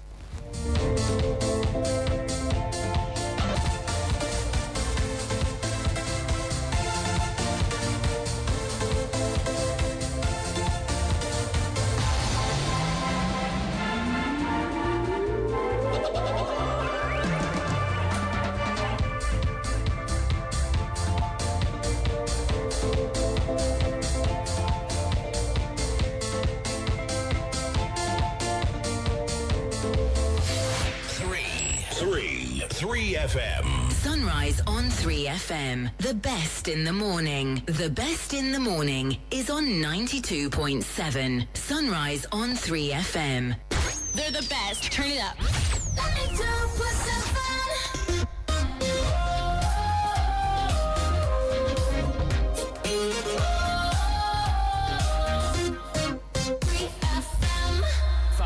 On social media, Twitter at 3FM927, Facebook at 3FM927, and also on 3news.com.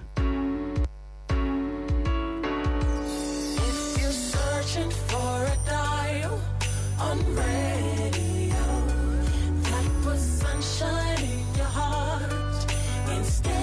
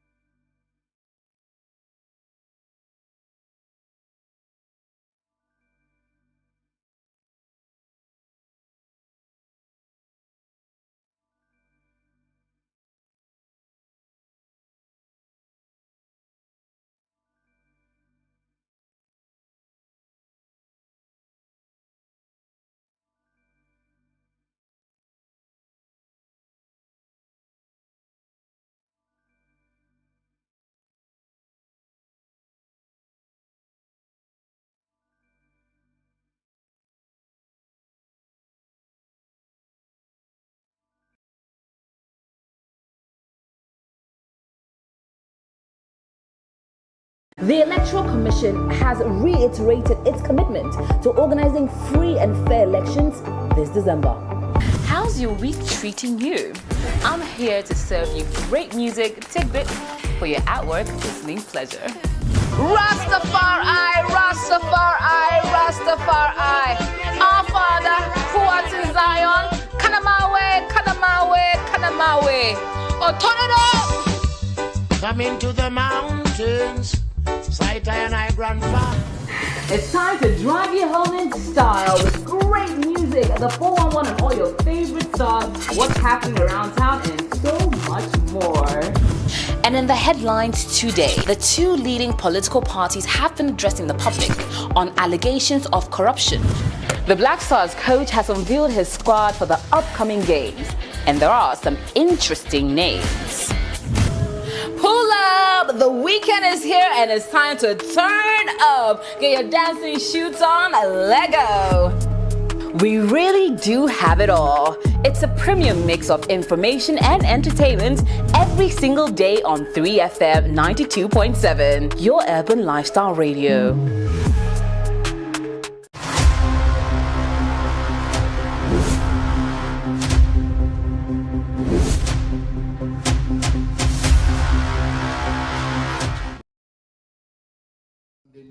With our most, let us be clear, this pattern began before he assumed office as a minister. Then he was an opposition MP. Mr. Blackwell, hiding behind the so-called Operation Recover All Loot, ORA, promoted a false and a harmful lie that over 21 billion have been stolen or lost from the state. This reckless allegation damaged Ghana's credit rating and eroded international investor confidence. Now the Attorney General, Dominic Ayeni, is pleading with NDC supporters to be patient regarding ORA, telling a member of the very committee that produced the document, Daniel Yaw-Domilevo, a former Auditor General of Ghana, has reportedly confirmed that ORA merely compiled gossip, rumors, and unsubstantiated information, presenting it as evidence of corruption without any verification. In his own words, it was garbage. Now, statement, there were two focus areas. The issue about US and 75 countries about immigrant visa processing, and the issue about ORA, the alleged 21 billion that will be recovered through, the ORA activities. Gentlemen of the press, when we think of the issue about the U.S. immigrant visas, U.S. has made a decision that includes Ghana on immigrant visas, 75 countries. So why would my deputy ranking member conclude that Ghana is affected because of the activities of the Foreign Affairs Minister, Honorable Abraba? I mean, where is that coming from? This is a decision by the U.S., by the President of the United States. How do we hold our minister, Foreign Affairs Minister, responsible for that decision? This is a Foreign Affairs Minister who has been very active on the international front with our partners on issues about creating jobs, attracting investors to this country. Myself, I have joined him. We went to China, we went to other countries about attracting investors into this country. And it's bearing fruit. It's yielding results. And so if US have made a decision on immigrant visa, we cannot hold our Foreign Affairs Minister responsible for that.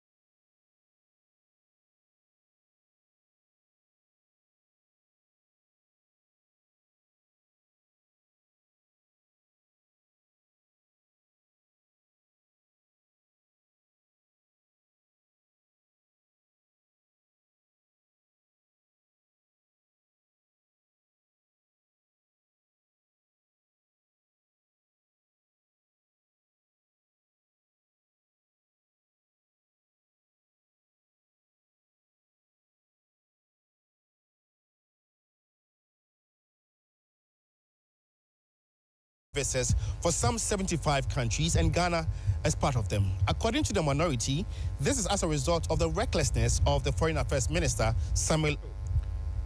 U.S. President Donald Trump has placed temporary ban on immigrant visas for some 75 countries, and Ghana as part of them. According to the minority, this is as a result of the recklessness of the Foreign Affairs Minister, Samuel Okudzeto-Ablakwa.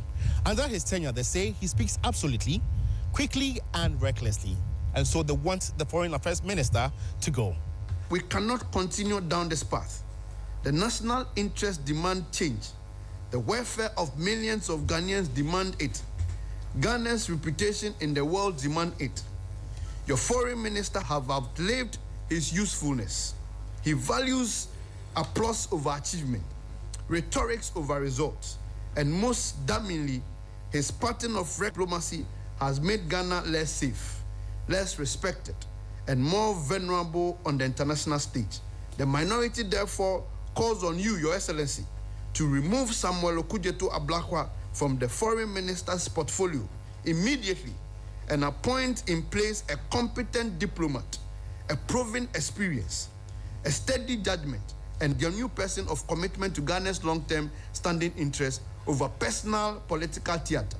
Leading the minority was the deputy ranking member on the Foreign Affairs Committee of Parliament, Nana Asafo Aye, who asked the president to recall Ghana's ambassador to the U.S., Victor Smith, over similar diplomatic infractions. Ambassador Smith has apparently forgotten that his job is not to be the government propaganda chief in America. His job is to protect Ghana's interest in Washington, to engage, to negotiate, to prevent disasters like this visa freeze.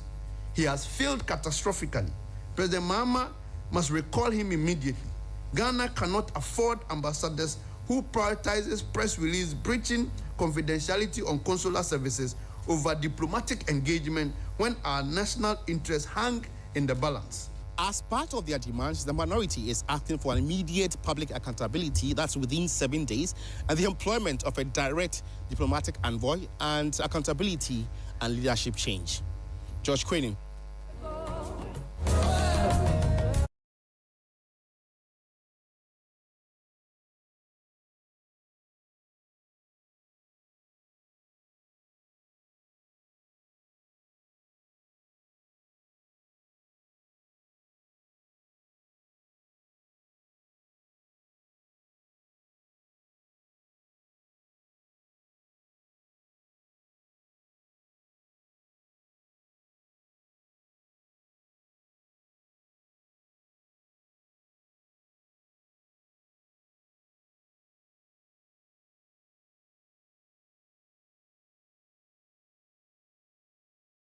That of my colleague George Queening on a report about the minority caucus in Parliament formally calling on President John Dramani Mahama to sack Samuel Okudzeto-Ablakwa from his role as Minister for Foreign Affairs. They argue he has exhibited reckless diplomacy and diplomatic incompetence, particularly linking to his leadership to Ghana being placed on a U.S. list that paused immigrant visa processing. A move they say could hurt remittances and Ghanaian families abroad. They also want full disclosure of communications with the U.S. and strategic action to address the visa issue.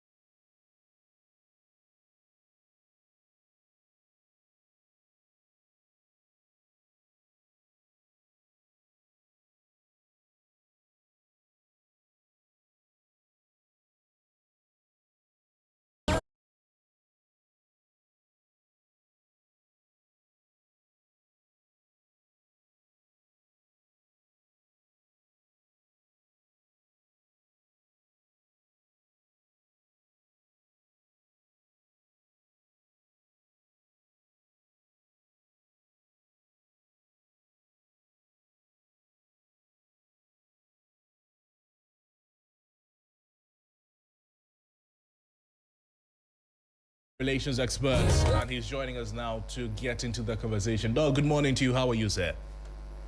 I'm fine. Yourself? Very well, thank you. Thank you so much for joining us this morning, sir. This is what has been happening in Parliament the past couple of days, but it is coming on the back of the conduct of Ghana's Foreign Affairs Minister. From where you sit as an international relations expert, starting off the conduct of the Foreign Affairs Minister, his utterances and the position of Ghana, and I'm talking about Ghana's foreign policy decisions or foreign policy reactions. What do you make of all of those? Thank you very much, but your line is very steady. I can barely hear you. If you can hear me, dog, what I'm asking is that let's start the conversation. You want to talk louder, okay? Can you hear me now, sir? It's getting better. Okay, so what I'm asking is let's start the conversation off from the conduct of Ghana's Foreign Affairs Minister, his utterances, and then Ghana's foreign policy direction in general. And then we'll talk about Ghana's foreign policy relations or reactions to happenings in the global world. What do you make of the conduct in general? Thank you very much. Diplomat. In a general sense, I don't think that the Foreign Minister of Ghana, Honorable Mr. Kujitu Ablakwa, has done badly. He has been doing quite well. Foreign policy depends on what we call action and reaction. Okay, so the Foreign Minister normally reacts to developments in the international system. And particularly so far as it affects the national interest of Ghana, definitely he will ask himself the way that it endures to the benefit of our country, of our nation. And I think that on the whole, it has been quite good. The only thing is that in some cases, there is no need for him to react either through pronouncements or through actions that might appear as if we are not in conformity with the national interest of Ghana. So I can give you examples. Recently, there was a general upheaval against what Donald Trump did in Venezuela, forcefully removing the head of state of that country. I am of the view that there was no need for him to actually join the bandwagon and start condemning. Once in a while, just keep quiet, just keep mute. If not put it into what we can refer to as generic foreign policy, general foreign policy, did it really affect the interests of Ghana? No. So I think that he could strategically select, go for development issues that affect the national interest of his country. That's my position, that's my reservations about some of the activities, actions, pronouncing that the Foreign Minister has done so far. Other than that, I think that we have been doing quite well. Two, with our relationship with the United States, we all know the person we are dealing with. We are dealing with the President of the United States, President Donald Trump. Everything seems to be quite opposed to some of the initiatives, policies, generally in the international system since they are doing office about a year ago. And therefore, a small country like Ghana, we have to be choosing which are the issues, activities that affect the national interest of Ghana.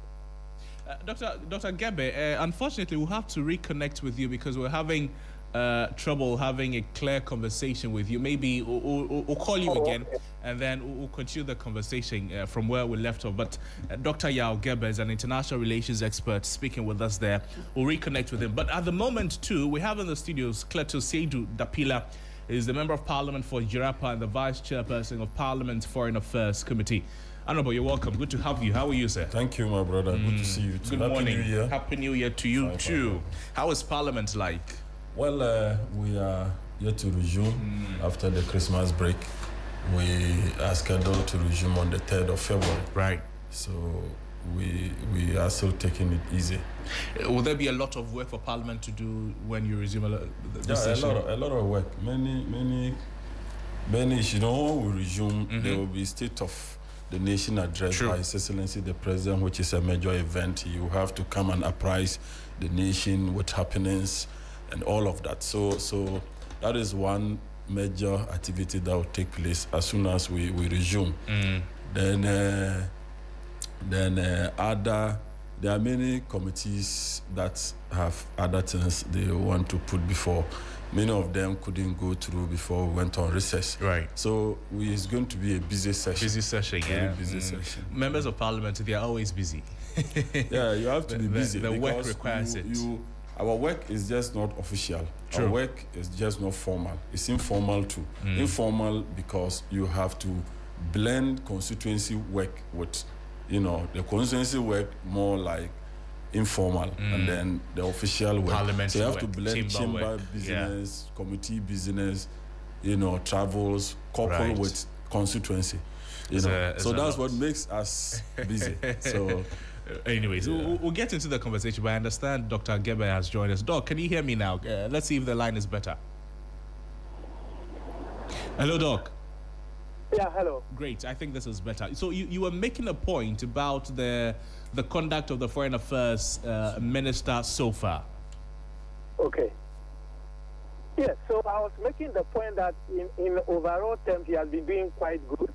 I made the point that there isn't the need for him to react to every development in the international system, except if those developments or activities affect directly the national interest of Ghana.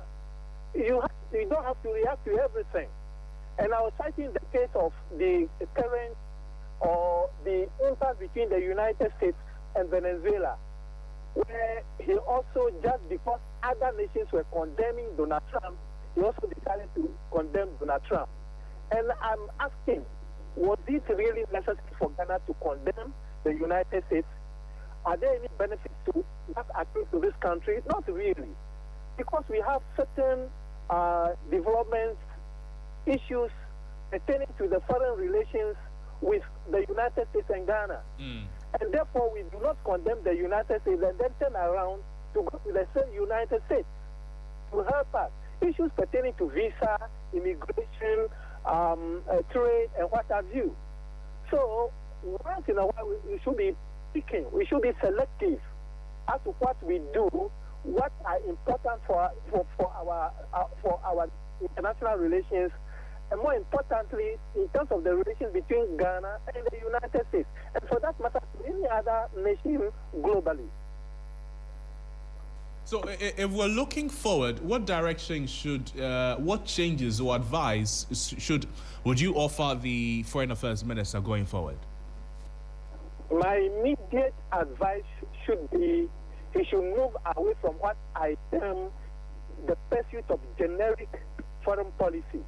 What I mean by generic foreign policy is that imitating or copying what other foreign ministers or foreign embassies or actors in the international system are doing, therefore Ghana should also do. No. We should rather focus on strategic foreign policy choices. Foreign policy developments issues that directly or indirectly affect the national interest of Ghana. And let us therefore go for the finality, pursue those strategies that will accrue to the benefit of this country. And therefore, the foreign minister must be a bit more precautionary, to be a bit more reserved, and be more selective. What do we do as a foreign ministry? What do I do as a foreign minister? Always asking himself, does it accrue to the benefit of Ghana? Does it serve the purposes and interests of this nation? And he must always do this in conjunction with the government, not on his own, because at the end of the day, the president of Ghana put you where you are. And therefore, if it becomes necessary, always consult, okay? Have contact with those who matter. You are a member of the cabinet of the Republic of Ghana. There are issues that you need to discuss. Is it of any importance? Are they paramount before you go ahead to make your pronouncements or embark on activities that people might consider as not useful? as probably counterproductive to the interests of the country. I see. So I have with me the vice chairperson of the Foreign Affairs Committee in Parliament. So if, based on their oversight responsibility on the ministry or on government, what should the committee be seen doing in instances like these? Yes. As a matter of fact, I had the opportunity to work with the Foreign Affairs Committee of the Parliament of Ghana on several occasions. And formally, what we were doing was to organize periodically symposium seminars with the Foreign Affairs Committee of Parliament. And then we select very important international developments, Ghana's position on those issues, and the way forward. I don't know whether that thing is still being practiced, where the Foreign Affairs Committee had the opportunity to even advise the foreign minister, okay, liaise with the foreign ministry, bring to the attention of the foreign minister those issues, those developments that are important for our nation. But if there is that separation between the two, because at the end of the day, it is the Parliament of Ghana who is in charge of what? Making the laws for this country. So what kind of laws are we trying to implement? We are members of a number of international institutions and organizations. For instance, the United Nations. And I think that often than not, the United Nations, particularly the United Nations Security Council, is ever ready to condemn, certain developments in the international system, particularly by the big powers, the superpowers. Is it really of any interest to Ghana that because members are condemning, so Ghana should also condemn? Not really. So I would urge the Foreign Affairs Committee of the Parliament of Ghana to do everything possible to interact as frequently as possible with the Ministry of Foreign Affairs. They can also go ahead to organize seminars and symposiums, okay, as to the way forward for Ghana in terms of our foreign policy choices and initiatives, so that it doesn't appear as if the Minister for Foreign Affairs is isolated, just embarking on whatever he wants to do or implement policies that he thinks are in the interest of Ghana. Probably this might not be really necessary. So I think that there should be serious collaboration between Parliament and the Ministry of Foreign Affairs. And this should not be done behind the government of Ghana, because evidentially the president of Ghana is the first person when it comes to foreign policy of this country. So nothing stops the Committee of Foreign Affairs, the Minister of Foreign Affairs, working hand in hand with the government of Ghana, headed by the president of this country. And finally from me, Doc, the call by the minority that he be removed, I'm sure you think, based on your explanation, that it is also premature. I think that it lacks merit. There is no need for the minority to call on the foreign minister of this country, Honorable Okujetu Ablakwa, to resign. He has not done anything wrong. He was reacting to developments in the international system, particularly events in the United States which affect our national interest. Let me give you an example. Issues pertaining to visa, immigrant visa, non-immigrant visa. There is no way Okujetu Ablakwa will tell the government of the United States, please do not include Ghana in the list of 75 countries. He has no prerogative to do that. So if our nation or our country is included in the list of 75 nations, what should Okujetu Ablakwa do?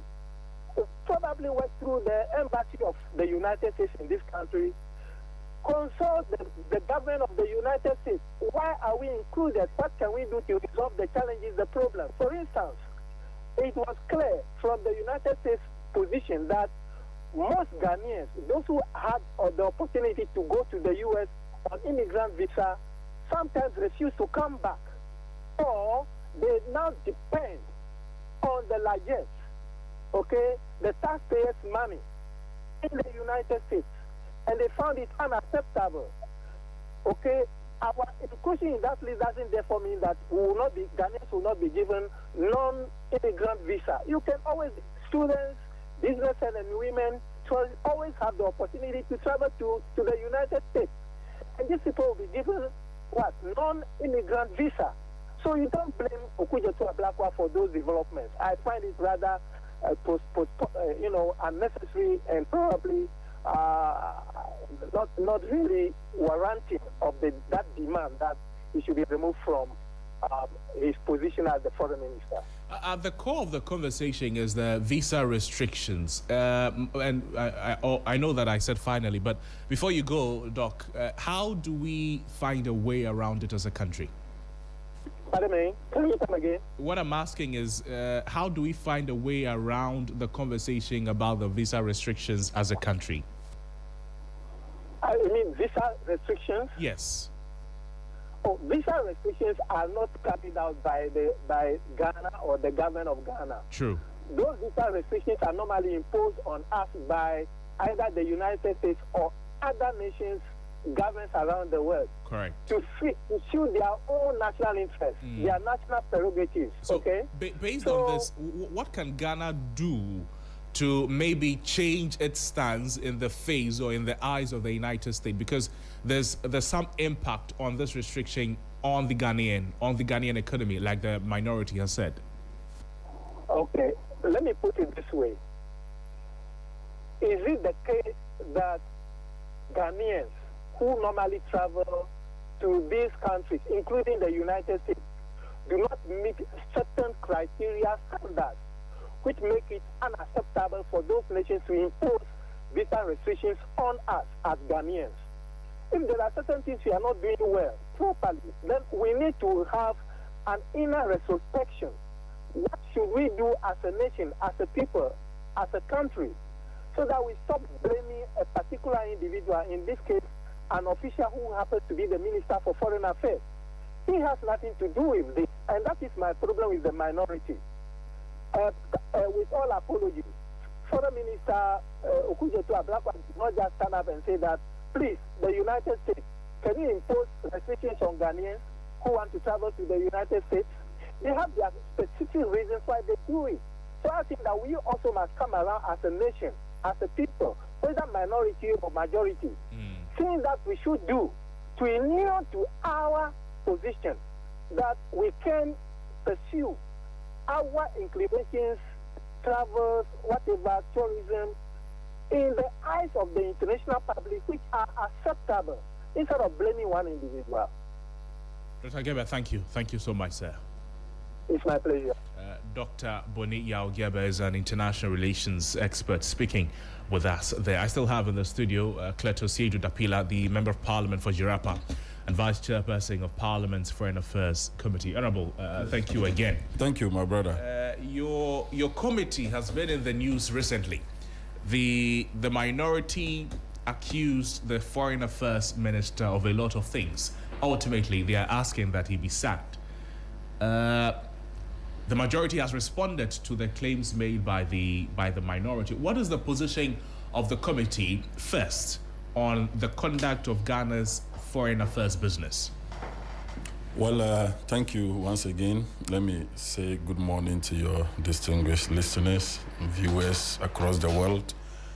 I honestly, yesterday, the chairman of the committee, the Honorable Alfred Okovanda-Poy, and myself addressed a cross-section of the media in Parliament House to rebuttal what the Honorable Asafo Adjei did the previous day. My brother, the work of minority is a job that needs facts. It's a job that needs constructive criticism. Right. You just don't come and talk without facts. You see, you have to prefer solutions, and you are an alternative government. You want your party to come and form the next government if things like that is the thinking of every minority. That's their goal. Yeah, their goal. So if you are coming to address a press conference, you need to get your facts right. I want to state categorically that members of the Foreign Affairs Committee on the majority side totally disagree with the call on the president to remove the Minister for Foreign Affairs. Okay, so that's the position of the majority. That's the position of the majority. We say this because, my brother, the Minister for Foreign Affairs has chalked a lot of successes that many people don't even know.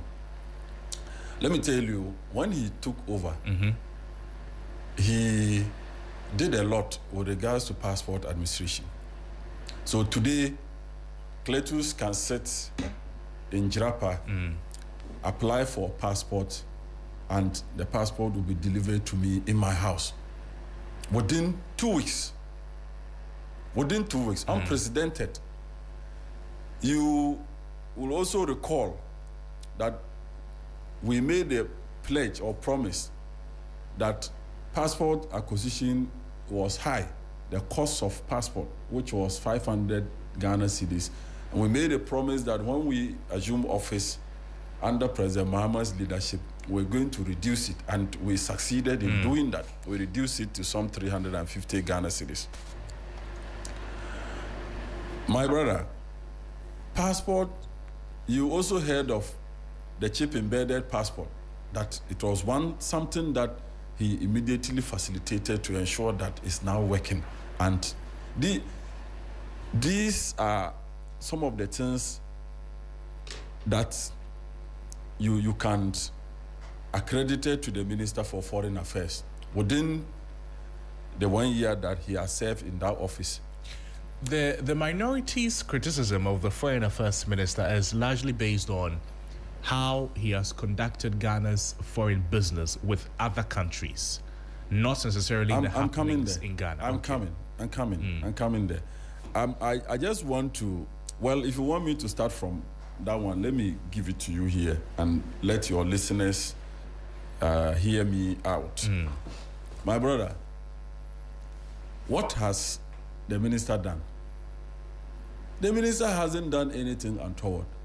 America has listed some 75 countries that they have freeze immigrant visas on, and Ghana is part. So is a minority telling us that all the 74 other countries, it is as a result of the misconduct of their foreign affairs ministers? Is that the case? Absolutely no. So that is why I said that. They even gave a reason.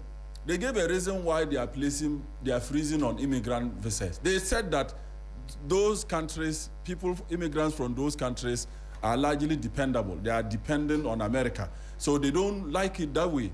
And we all know what the Trump administration is showing. Trump is showing might all over the world. So if they come out with a policy or a decision to freeze visas on immigrant visas, and Ghana is part among 75 countries, how can the minority, how can my friend, the Honorable Asafo Adjei, single out Ghana's foreign affairs minister as the problem?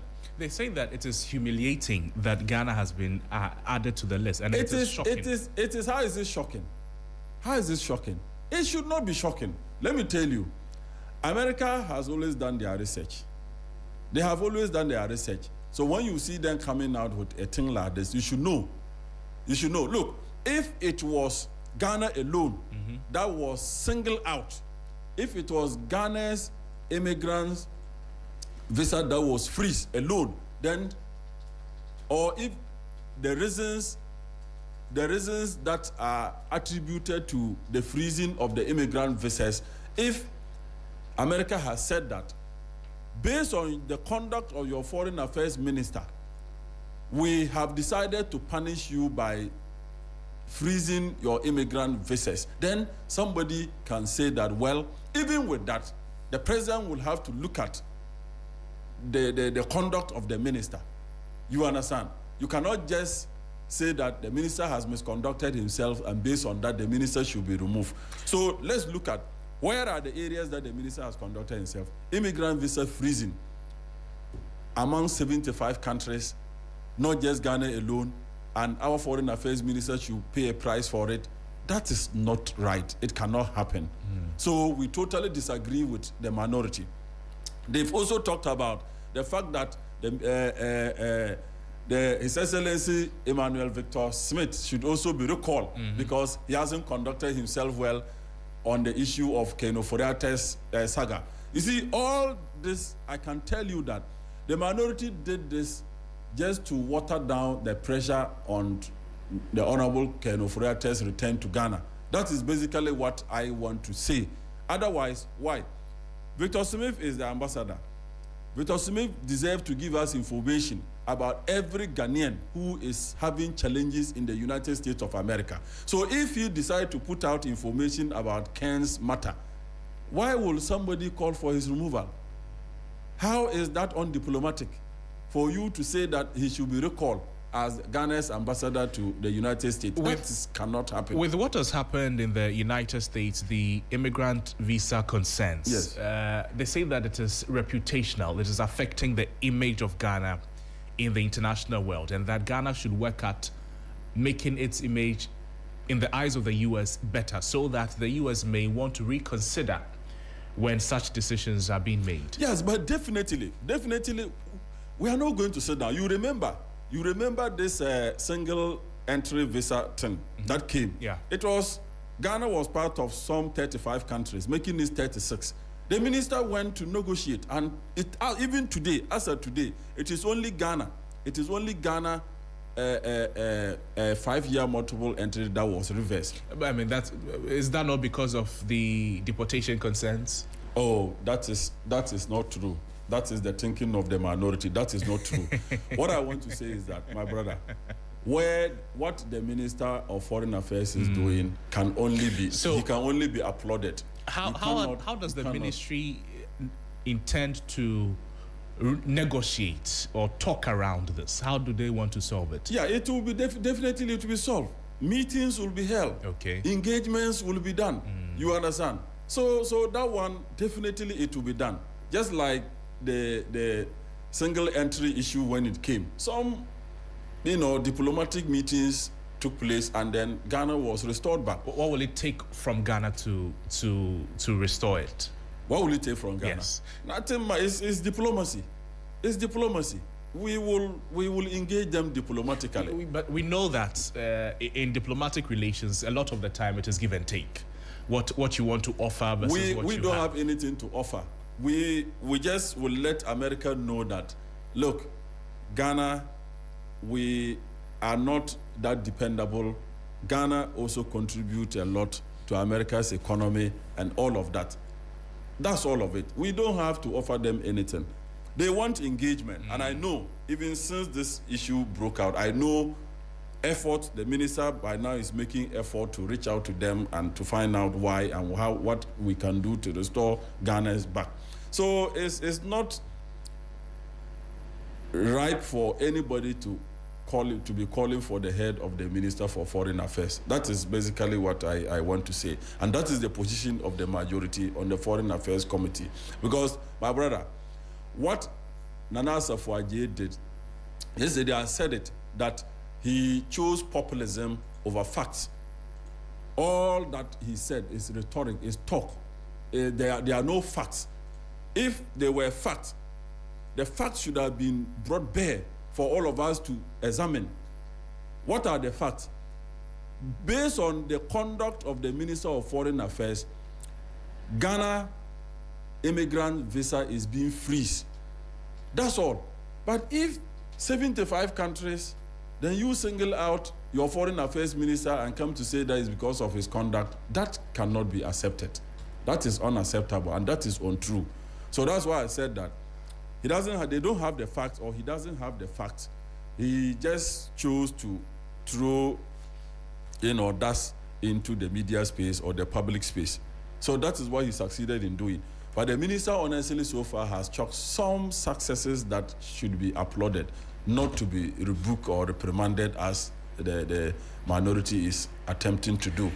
They spoke about U.S.-Ghana relations and diplomatic mismanagement, outlining long-standing U.S. concerns over deportation, cooperation, documentation, and then commercial disputes. They are described as routine technical matters that should be handled quietly. Instead, our Foreign Affairs Minister escalates them publicly and then fails to use Ghana's embassy and diplomatic machinery effectively. How does the committee respond to this? Let me tell you something. Basically, I just want to tell you that the minister hasn't done anything untoward. You see, Ghana is seen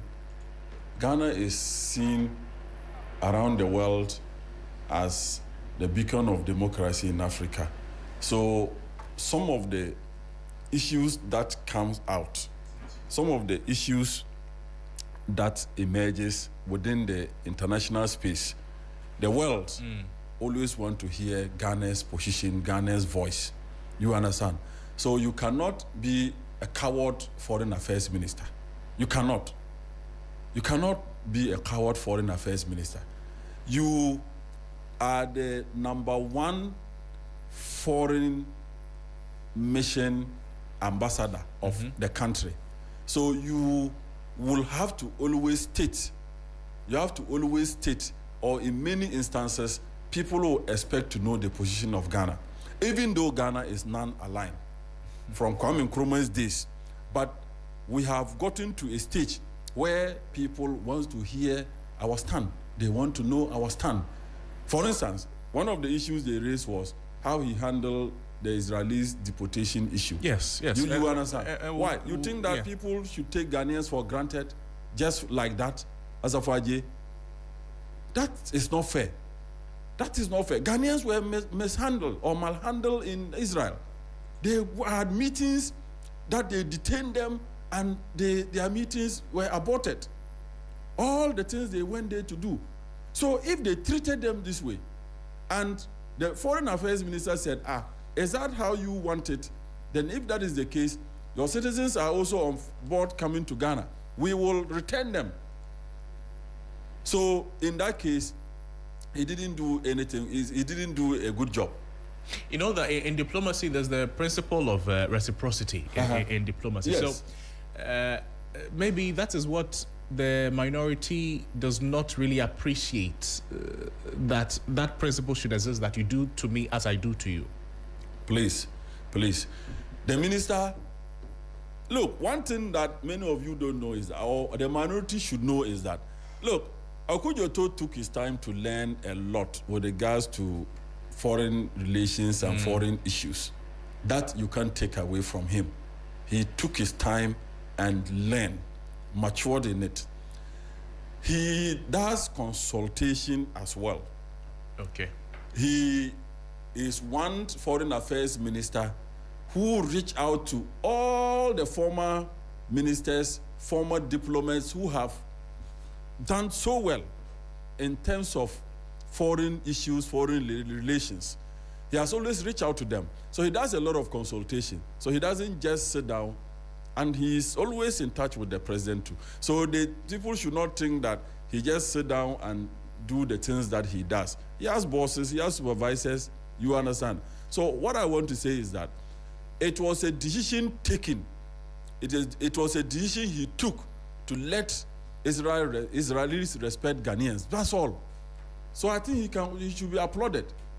If you maltreated my citizens without giving me information, that was his point. He said that, look, the people explained everything. They did nothing untoward. So if Israel, should have communicated to us immediately that we are holding your citizens because of ABCD, but you don't keep them without a word to the minister, without a word to Ghana and your citizens. So we did that to also hear from them. So it wasn't a bad approach. Why? After that action, did you hear Israel come to say anything? No. You sort of, it's a George Orton. You talk and I talk, then we agree. So they That's say how that it is. They say that he speaks too quickly and then too publicly. They are not the ones running. They are not the ones running the ministry. Maybe in their minds, diplomacy should be soft, quiet approach. Yes, sir, good morning. That kind of smooth diplomacy. Yeah, but my brother, what is diplomacy? What is diplomacy? It's engagement. Yes. You can choose many ways to engage. You understand? But maybe there's a better way to engage. Yeah, which is the better way? He has options. When he comes out to say anything, it means that he weighs the options. So it's not like he just come to talk. They should know he's not a novice in this politics or in this foreign affairs stuff. He's not a novice. So if he comes out to talk, they should know that he has options and he chooses to talk because he wants to also achieve something for the country. So what has Ghana lost so far? What have we lost? Immigrant visas. The immigrant visas is translating into economic concerns. It has We're looking nothing. at about some $3.7 to $6.6 billion, they say, annually. Oh, it's not these restrictions will have on Let me tell you, the minister has wooed so many investors into this country. Look, I went to China with him. This one, they're referring to direct remittances. That's what I'm saying. But why? But direct remittances, we will always have it. But the point I want to make is that, how has his conduct, is it his conduct that made the other 74 countries immigrant visas to be freezed? That's the question I want them to answer. That's the core point, okay. They should answer. You understand? They don't have the answer. So he tells you that they are lying. They are lying. Look, it's just like even in Ghana here. In Ghana here, if, let's say, something has happened in the Upper West region, okay? If something has happened in the Upper West region, Upper East region, Western region, then a decision is taken. A decision is taken against them. You cannot attempt to generalize it to the others, say 13 regions. To the other 13 regions. The point I want to make is that the conduct of the Minister of Foreign Affairs of Ghana is not the reason the other 74 countries are part of the visa freezing. That is what I want to put out there. And everybody should know that. The minority should have even known that for a fact and should not have come out with this premature press conference. It's premature ejaculation for you to call on the president to sack the Minister for Foreign Affairs for such I'll call him misdemeanor. It's nothing. It's not even a crime. It's not even a crime because it's through no fault of him. They are the ones, you see, everybody has a style. They have their style, when they were in power. They were just in that office yesterday. You understand? They were there yesterday. And we are in here today. So they should know what their style is not our style. Their ministers of foreign affairs style is not the style of our minister. And I haven't seen Ghana losing anything as a result of his conduct. If it gets to a point where his conduct embarrasses this country, as they try to say, his conduct, will make Ghana to lose, to have issues with other countries, the president will duly advise him. But for now, the minister is on top of his job. Let's now talk about the happenings concerning Ghana's ambassador to the US, Ambassador Victor Smith. They say that he be recalled immediately because of his conduct there. How does the committee, the majority side of the committee, respond to this? Yeah, that is I will still say that it is premature for anybody to recall His Excellency Victor Emmanuel Smith. Why? The issue is about a Ghanaian that is facing challenges in the US. So should we not expect our ambassador to give us information about his welfare and what is happening? So what is his use there? That is basically what he's doing. He's updating us about happenings. All Ghanaians are all ears. They want to know what is happening to Keno Foriata. They want to know when he's returning to Ghana. So if the ambassador is updating us on issues Why should anybody be calling for his head? They say that he's prioritizing press releases and but how else is he going to update us? And domestic politics. How else is he going to update us? How else? He should inform the president, which I know he will do. Apart from that, who else would have heard that he's updating the president about the status of Ken Ofori-Atta? He needs to let us know. If it were not Ken Ofori-Atta, would he have spoken to Ghanaians? If it wasn't Ken Ofori-Atta? Yes. Yeah, but you know the Ken Ofori-Atta matter is topical. But exactly what they're talking about. You understand? Yeah, but why? He is the one. Ken is not here. Today, any Ghanaian that is in America who has challenges, the embassy is for you. That is why we have an ambassador. Good. So if he's visited him, isn't it? Yes, he visited him. Yes. When ICE detained him, yes, isn't it? Yes. He visited him. So he shouldn't update us. All the people that the ambassador will visit or the consular services will visit, do we get to hear about them? Ken is a political person, political exposed person. So that's why they say that. Yeah, but Ken has issues in Ghana. You know that. Ghana has made effort to let Ken come back to Ghana. You know that very well. Ken is just not any ordinary citizen. You know that very well. He served this country by way of finance minister. So Ghana is asking him to come and account for his stewardship. Bro, we are in the world that public accountability is key now. If we serve in any office today, tomorrow, you should know that you can be recalled to come and account. So Ken knows that everybody, the MPP, the minority knows that Ken is in the wanted list of Interpol and all of that. So if they hear about Ken matter in the US, should we not expect update from our ambassador? So where do we draw the line between doing what is expected of him as an ambassador in updating the citizens back home and then engaging in political activities based on interest? It's not a political activity. It's not a political activity. Victor Smith didn't come to do politics. Basically, he wants to update Ghanaians. This is what has happened. This is where he is.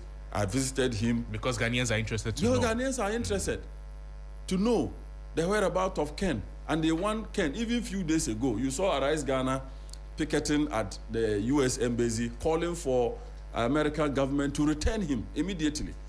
So it tells you that he's somebody that many people are interested in. So if the ambassador gives an update about his status, why will anybody call for the ambassador's head? He's a public figure, or he was a public figure. He's still a public figure. He's a political exposed person. So if Ghana is looking for him, the minister, the attorney general, they've written letters to U.S. attorney agencies for them to return Ken to Ghana. So if the ambassador should hear that he has visa issues and was detained by ICE, why will the ambassador not update us? So what is his use there? So that call to is a non-starter. No one should take it serious. And I think the president will not listen to such calls. KPIs, look, the Honorable Okujuta Ablakwa, when he came, another thing he did that is so commendable is labor mobility agreement that he signed with countries like Jordan, Barbados, Qatar, United Arab Emirates, Grenada, or how do you call that? Grenada. So are people going there? Yeah, now, Ghanaians used to go there to work, and they were sometimes maltreated because we didn't have any mobility agreement with them.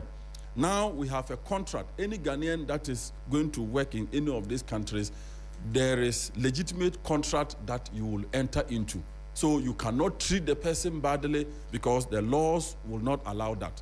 These are some of the successes he chalked within the short time that he came. Visa waivers, Morocco, all passports now going to Morocco, you don't need a visa. Algeria, diplomatic and service passport holders. You go to Angola, Dominican Republic, Sao Tome, Principe, Colombia, Serbia, all these countries, we have visa waivers. He ensured that all of this goes through. He brought it to the committee, presented it before plenary for ratification under Article 75. these are some of the successes of the foreign affairs minister. KPIs. He is one foreign affairs minister who came within a record time, developed KPIs for all the 71 diplomatic missions or ambassadors, the 6 consulates and the 58 honorary consulates that we have. He developed KPIs for all of them. So it's not like yesterday ambassadors, high commissioners, where you just go there to go and relax and all of that. Today, all of them, they have benchmark. All of them, there's a way to assess them. What have you brought? How many investors did you bring into Ghana? How many jobs have you created? These are the things that he's doing in the ministry that people should commend him for that. You understand? So we cannot just listen to mini or micro minority and remove our dynamic, hard-working foreign affairs minister. We'll go for a quick break. I'm Cletus. Cletus. Yeah. We'll go for a quick break. When we come back, we'll talk about some recent happenings. Ghana's statements on Venezuela and why people say that Ghana could have kept quiet and then watched things to happen. We did not need to make the noise that we did and all of that. But this is still Sunrise on 3FM 92.7. We're live also on all our social media platforms at 3FM 927. Good morning to you, Gota Lois Kwaku. Thank you for joining us on Facebook, and all of you who have been able to connect with us on our social media platforms. We still have the Honorable Callistus here with us. He's the Cletus. I think Callistus is Honorable Cletus Siedu Dapila, the Member of Parliament for Giraffe and Vice Chairperson of Parliament's Foreign Affairs Committee here with us. We're back to continue the conversation. Don't go away. This is my Gold Coast, now call Ghana.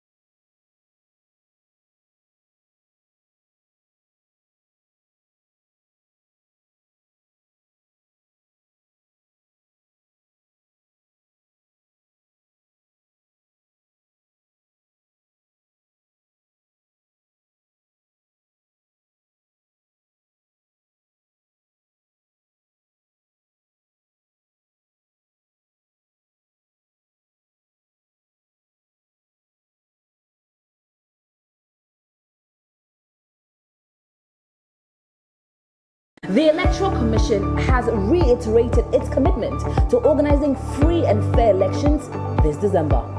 How's your week treating you? I'm here to serve you great music tidbits for your at-work listening pleasure. Rastafari, Rastafari, Rastafari. Our Father, who art in Zion, Kanamawe, Kanamawe, Kanamawe. Oh, turn it up! Come into the mountains, sight and I grandpa. It's time to drive you home in style with great music, the 411 and all your favorite songs, what's happening around town, and so much more.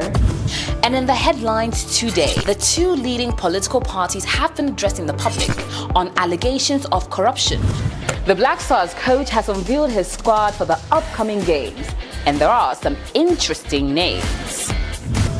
Pull up! The weekend is here and it's time to turn up. Get your dancing shoes on, Lego. We really do have it all. It's a premium mix of information and entertainment every single day on 3FM 92.7, your urban lifestyle radio.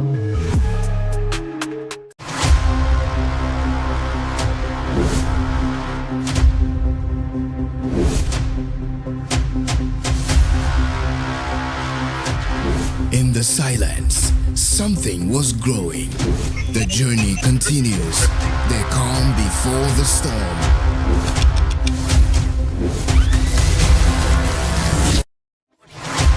You can't mute a force that was born to speak. You can't bury rhythm. It rewrites itself. Louder.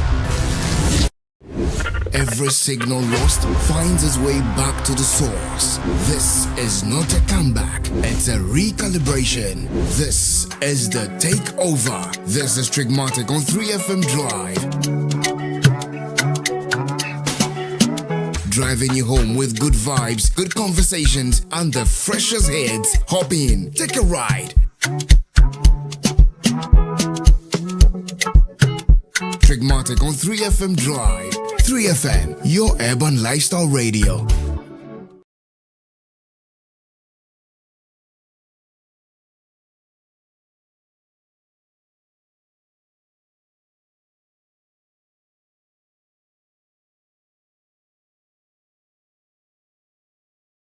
The Electoral Commission has reiterated its commitment to organizing free and fair elections this December. How's your week treating you? I'm here to serve you great music tidbits for your at-work listening pleasure. Rastafari, Rastafari, Rastafari. Our Father, who art in Zion, Kanamawe, Kanamawe, Kanamawe. Oh, turn it up! Coming to the mountains, sight and I grandpa. It's time to drive you home in style with great music, the 411 and all your favorite songs, what's happening around town, and so much more. And in the headlines today, the two leading political parties have been addressing the public on allegations of corruption. The Black Stars coach has unveiled his squad for the upcoming games, and there are some interesting names. Pull up! The weekend is here and it's time to turn up. Get your dancing shoes on, Lego. We really do have it all. It's a premium mix of information and entertainment every single day on 3FM 92.7, your urban lifestyle radio.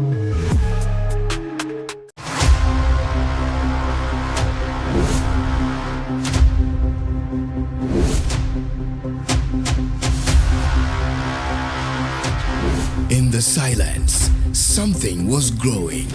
The journey continues. The calm before the storm.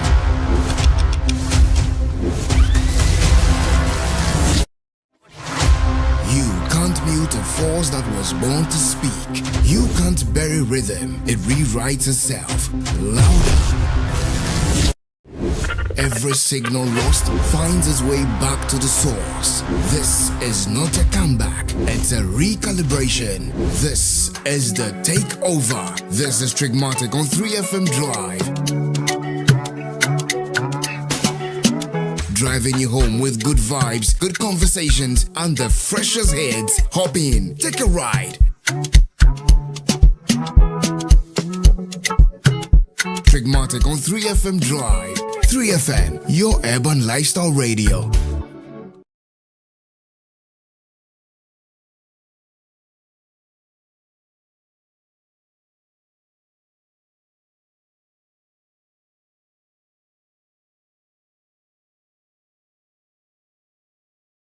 The Electoral Commission has reiterated its commitment to organizing free and fair elections.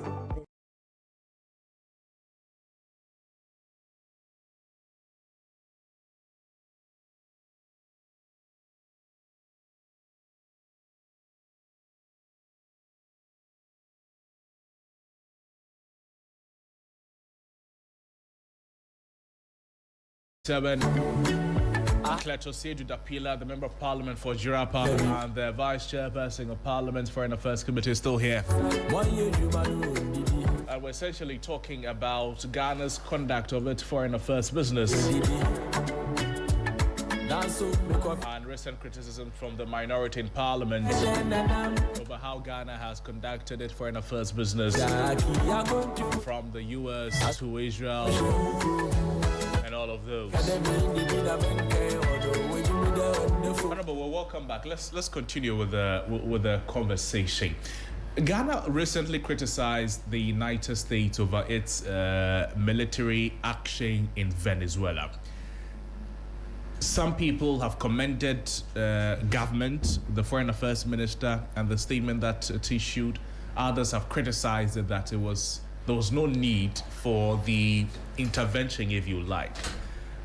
Through the Foreign Affairs Committee, how do you evaluate between defending proper international law and then maintaining strategic relations like that of Ghana and the US? Yes, my brother. Ghana is a sovereign nation. It is. We have signed pacts, agreement, treaties with international bodies, UN, and other bodies. We cannot be seen or to be sitting aloof when things like this happen. If tomorrow a certain country choose to launch an attack on Ghana, do we expect other nations to condemn or to sympathize with us or not? Absolutely, definitely, we will expect the support of other sovereign nations. You understand? So if Ghana feels that, look, America could have employed the use of dialogue, diplomacy in handling Venezuela, the issue in Venezuela, Venezuela with regards to their oil companies being asked to stay away from mining or drilling their oil or taking them away from the oil industry. They could employ diplomacy. They could use, engagement to solve the problem, either than waging a war. What they've done is a war. And to the extent that they even think that they should be ruling that country within the transition period. That is unlawful. It means as and when America disagree with any country, they can do that. So it deserves condemnation. It has to be condemned. Well, does it have any impact on Ghana's relations with the US? Which one? Bearing in mind who is leading the United States now, Donald Trump. If government of Ghana goes outrightly to condemn the US, Donald Trump hears that Ghana, a close ally of mine, or some country who is in close relationship with me, is condemning me for something I have done. Don't you think it has some consequences on Ghana? Yeah, but my brother, you should also know that Donald Trump, in all the things that he's doing, he's also mindful of some countries that he has some relationship with. And let me tell you, if you're a leader and you don't have anybody telling you that what you are doing is wrong, then you are not a leader. Trump should take such criticism in good faith. There's nothing to lose out of it. Oh, there's no economic cost. There is no diplomatic concerns. My brother, Ghana is held in high esteem when it comes to international diplomacy, our democracy, and all of that. And it is because of some of these things that has placed us in high esteem on the international front. It's not because we sit and keep quiet. That is not what is making Ghana to be loved by all at the international world. It is our stance in some of these things, how we are able to negotiate, engage, and all of that. So there's no need sitting aloof. Or if issuing a statement to condemn military invasion of another sovereign country, how is that a crime? How is that a crime? Like I said, if tomorrow another sovereign country decide to invade Ghana, if a particular country, out of disagreement we have with a foreign company with regards to extraction of our gold or our oil, and that country decide that they will come and abduct our president, why do you think we don't need other countries to support us? We will need other countries to support us. So there's nothing wrong with that. There's nothing wrong with that. So you cannot use such things and say that the minister is misconducting himself. How is he misconducting himself? So if you are a foreign affairs minister, you should just sit aloof.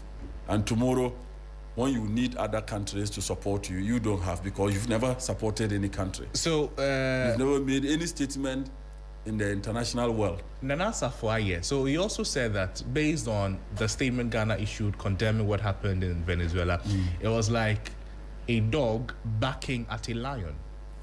Ghana being the dog and the US being the lion. Oh, my brother. So does it mean that if you want to consider the thinking of Asafuaje, so it means that any powerful country that does anything, Ghana should not have a say. Let it slide. Let it slide.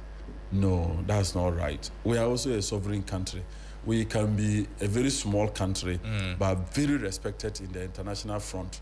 So we cannot be quiet when these things like this happen. Does it not relate to the fact that, is it not beginning to seem like Ghana is overestimating its influence, okay, in the international stage? No, we are a sovereign country. We are a sovereign country. Like I said, we signed treaties. We are part of UN. We are part of many international organizations. So how? We have the same rights. We have the same right. Yes, we can have the super powerful nations, but it doesn't mean that, like I said, you see, some of these condemnations, the minority that is talking about it, Trump will see it to be anything. Trump will know that, hey, my own Ghana is not happy with what I did. There's nothing wrong with that. If your father did something wrong and you tell your father that what you've done is wrong, you could do it this way, there's nothing wrong with that. Your father can be angry. Even if he's angry with you, you come to realize that, no, my son's advice, I should have taken my son's advice. So there's nothing wrong with that. However small Ghana is, it doesn't mean that we cannot speak our mind. So we can speak our mind, but maybe we should be measured. There was a point where, beyond condemning the attack, beyond condemning going into the country, Ghana said US should release Maduro. Yeah, but definitely they should release him. They should keep him. Yes, but he's a sovereign president. He's a president of a sovereign state. We're talking about the Westphalian system, every non-interference and all of that. Yeah. But Ghana against the US, that's their concern. Oh, we don't. Trump cannot come and attack us because of a statement like this. No, that I can assure you. We just, like I said, however powerful you are, there should be somebody who can also look into your face and tell you that, no, this one is a no-no. And that person is a no-no. That person should be equally powerful. No, you don't need to be powerful. That is why leaders fail. You see, you don't need a powerful person to advise you. No. You should take advice from anybody at all. All sort of advice, sieve them, take the good ones and leave the bad ones. But if you want advice, for instance, I'm a member of parliament, and I think that, let me mention a polling station. Somebody from, say, Tuolung. Tuolung is one of my polling stations. The person... Is it the one we pronounce Tolong, or that's different? No, Tolong is a constituency. Okay. Yeah, Habib's place, Honorable Habib's place. Yeah, this one, I'm talking of Upper West. Talking of Jirapa is in the western part of my constituency, close to the border, Burkina. So if I say because I'm a member of parliament, somebody from that community has no right to advise me, then I'm in for doom. You understand? All I want to say is that America, Trump, in all the things he does, when he hears other countries also advising him, condemning some of his actions, I think it is something that can also tame him and let him know that, oh, even my own Ghana, they are not happy with my actions. That can let him also reconsider his actions. But we cannot allow him to be going the way he's going. If tomorrow he decides to if tomorrow he decides to, or any country decides to attack Ghana, we will, like I said, we also want people to talk for us. So there's nothing wrong with that. We have to go, but a few more subjects that we have to talk about on regional security on the continent, on regional relations. It appears Ghana is attempting to reset influence or to establish himself or itself in the sub-region as not like a hegemon, but as a very influential, country in the region. What is Ghana's plan for the sub-region itself? Well, that I cannot tell you offhand. I don't man the ministry. Let me assure you that the Minister of Foreign Affairs is out of the jurisdiction. He will come to Ghana. He will come back, and then I'm sure he will hold a press story. He will engage the media to respond to some of these things that we are talking about today. So this one, I will want to step it down for him. For the treatment of Ghanaians abroad, particularly students, given Ghana's protest over mistreatment of citizens, there are hundreds of students who are in other parts of the country, other Ghanaians who still complain about ill treatment being meted out to them. Do such things come to the committee? How does the committee respond to them? Yes, it comes. Even some of the, not just maltreatment, sometimes even Ghanaian students on scholarship, at times we don't pay their stipends, we don't pay their what, and they are being maltreated. Some of them, sometimes they sack them from attending lectures and all of that, which is so embarrassing. It comes to the committee, and usually we engage the ministry, the scholarship secretariat, but mind you, many agencies in Ghana award scholarships, like say GNPC Foundation, and other organizations, MPA, other bodies award scholarships to people. You understand? And sometimes they do it without recourse to the Ministry of Foreign Affairs. So the ministry sometimes doesn't even know how many Ghanaians that are on scholarship from Ghana, because other agencies. So we are trying to synchronize, the scholarship regime, so that we will, at any time, the ministry will have an idea about how many scholarships, how many people are on scholarship under GNPC Foundation, how many are on scholarship under any organization in Ghana. You understand? Such that it can be monitored. It can be monitored. There are times the students write to the committee complaining bitterly about the fact that their stipends and fees have not been paid. Yes, and they are being a number of times. A number of times, you understand. And the committee has taken a giant step. We have told Get Fund, we've told all the other agencies that gives international scholarships that, look, courses that can be taken in Ghana here, let the students, let's give them local scholarships. Let them study those courses in Ghana here, either than spending so much money to let them do those same courses that our universities are doing. We want them to go and do it abroad when we don't even have the word with that. We don't have money, we don't have the muzzle. So why do we stretch ourselves? Why do we stretch our budget? So let's say 50 international scholarships, okay? If you want to quantify the resources involved in giving 50 international scholarships to go and study medicine in other countries, when we know what KUNC, what is the NUCS can do, we know what Legon can do, we know Cape Coast, we know UDS. So if we have our universities, that can train doctors, why don't we expand these facilities and rather spend money and give local scholarship to our students than sending them abroad, and when we know payment eventually will become a problem? So we have advised that we should look at all these things. So I think so far, even 2025, Get Fund didn't do much international scholarship because they want to clear the backlog. They want to clear the backlog, and I'm urging all the other agencies, let's clear the backlog before we even start. But we should encourage our students to undertake these courses in Ghana, unless it's an area that we don't have in Ghana here. Then we can spend some money in it just to have expertise in those areas. But normal engineering courses, normal medicine, training of doctors. Normal, these ones, no, we do it here. So we should expand our universities. Maltreatment of Ghanaians is something that the minister has always condemned. And minister will even follow up to such countries to see for himself, and to, even in opposition, you notice he will travel to countries to see for himself and all of that. So in power, he does the same thing. He visits countries that our people are being malhandled. But in all of this, it's part of the reason why this labor mobility agreements signed by the foreign minister is in place. You understand? Once those things are done, you cannot maltreat anybody. Because now, if you want to countries, you have to sign formal contractual agreement with the person.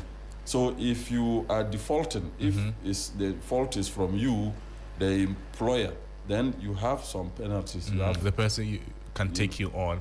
You spoke about scholarships, and it brings to mind this concern. You remember the family of the Ghanaian students who died in Latvia? Nana Ajaya Ashia. I don't know whether the committee took interest in the case and what has been the result. Yeah, we minister will update us on it, but certain actions have been taken. Minister will respond to that. Honorable, I'd like to thank you so much for your time with us this morning. Thank you so much for coming to speak to you, to your listeners. I'm grateful. But before you go, the minority, they are asking for a more balanced approach, and this is not Venezuela, this is not the US. I'm reading over the country's foreign policy stance on Gaza.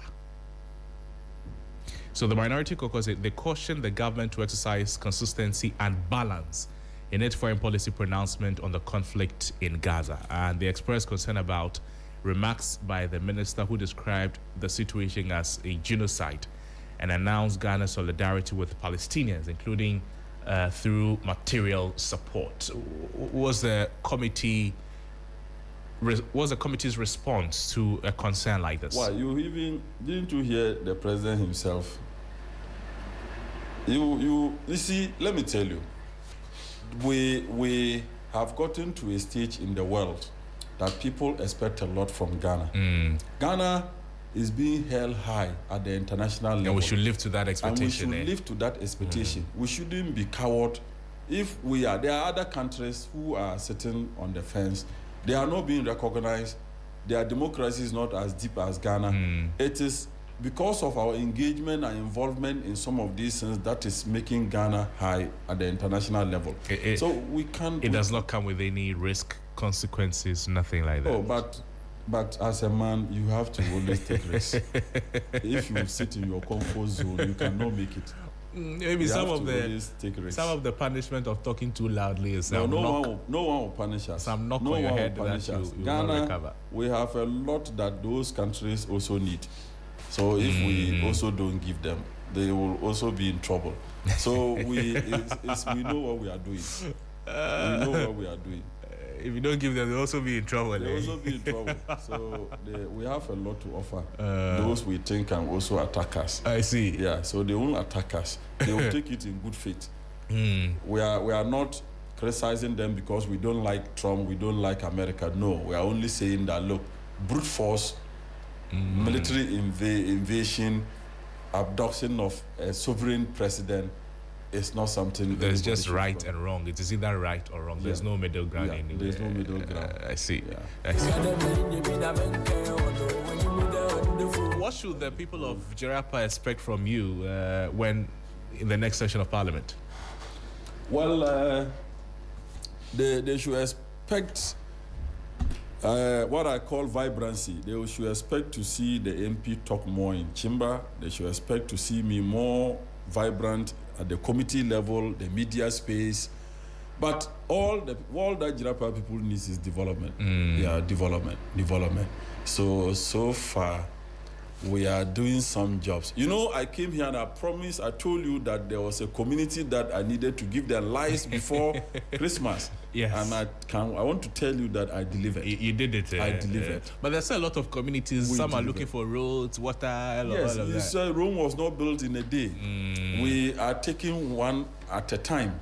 And I can tell you that. So on the 24th of December was the day we commissioned lights for the community that I mentioned, because I said before Christmas. Before Christmas. The Christmas was 25th, eh? Christmas was 25th.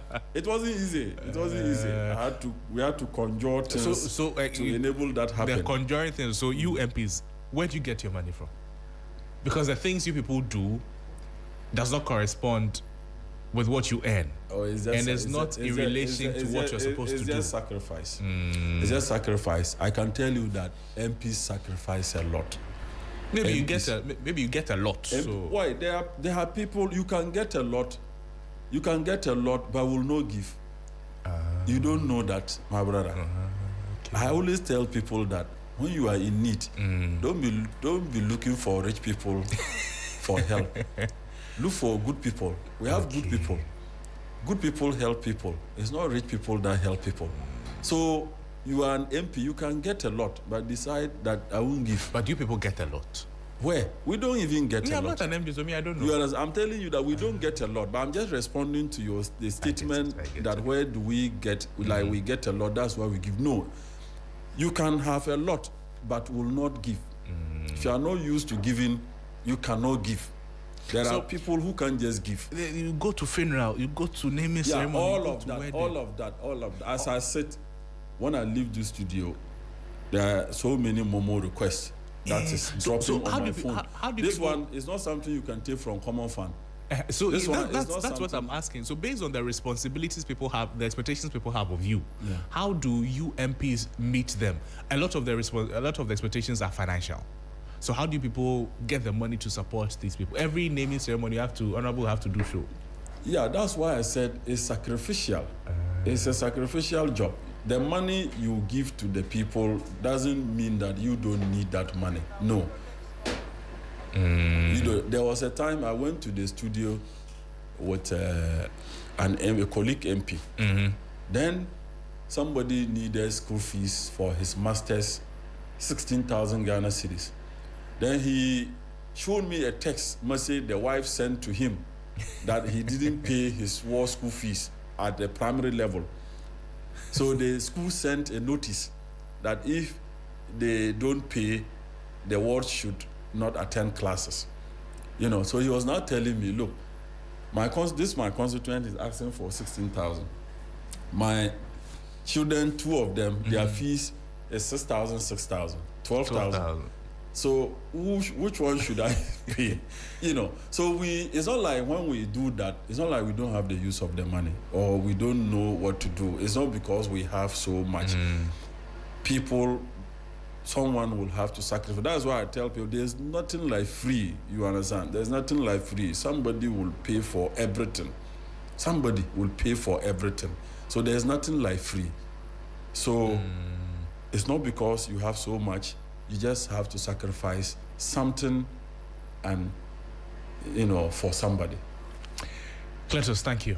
Thank you so much for coming.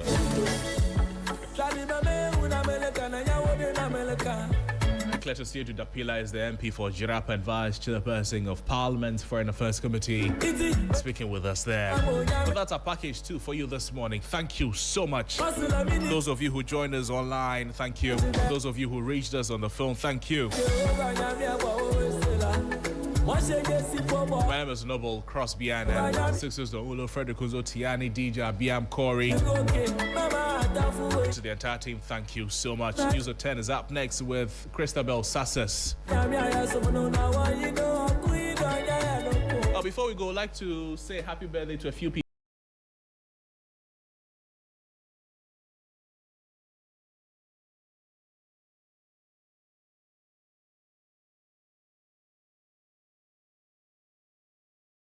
Birthday today, happy birthday to you. God bless your new age. Happy birthday to Madame Anastasia Moto. Okay, but first, Madame Anastasia Moto of East Legon Guest Lodge. All your customers wish you a long life and healthy life on the occasion of your birthday. We love and appreciate your sumptuous meals. Have a fabulous day. And happy birthday, happy first birthday to our precious boys, Isaac and Ian. So it's okay. Isaac and his brother. On this milestone day, your father, Wing Commander Isaac Opon, and your mother, Dorcas Otabil, they celebrate the double joy you have brought into our lives with love and blessings from your grandmother, Esther Bwachiwa, and Honorable Abna Jemfo. I wish you a lifetime of health, happiness, and sorry success. May you grow in wisdom and strength. So happy birthday to you, small boy twins. Crystal, you want some, eh? My name is Noble Crosby, and Crystal Sasa Trevor is up next. Good morning.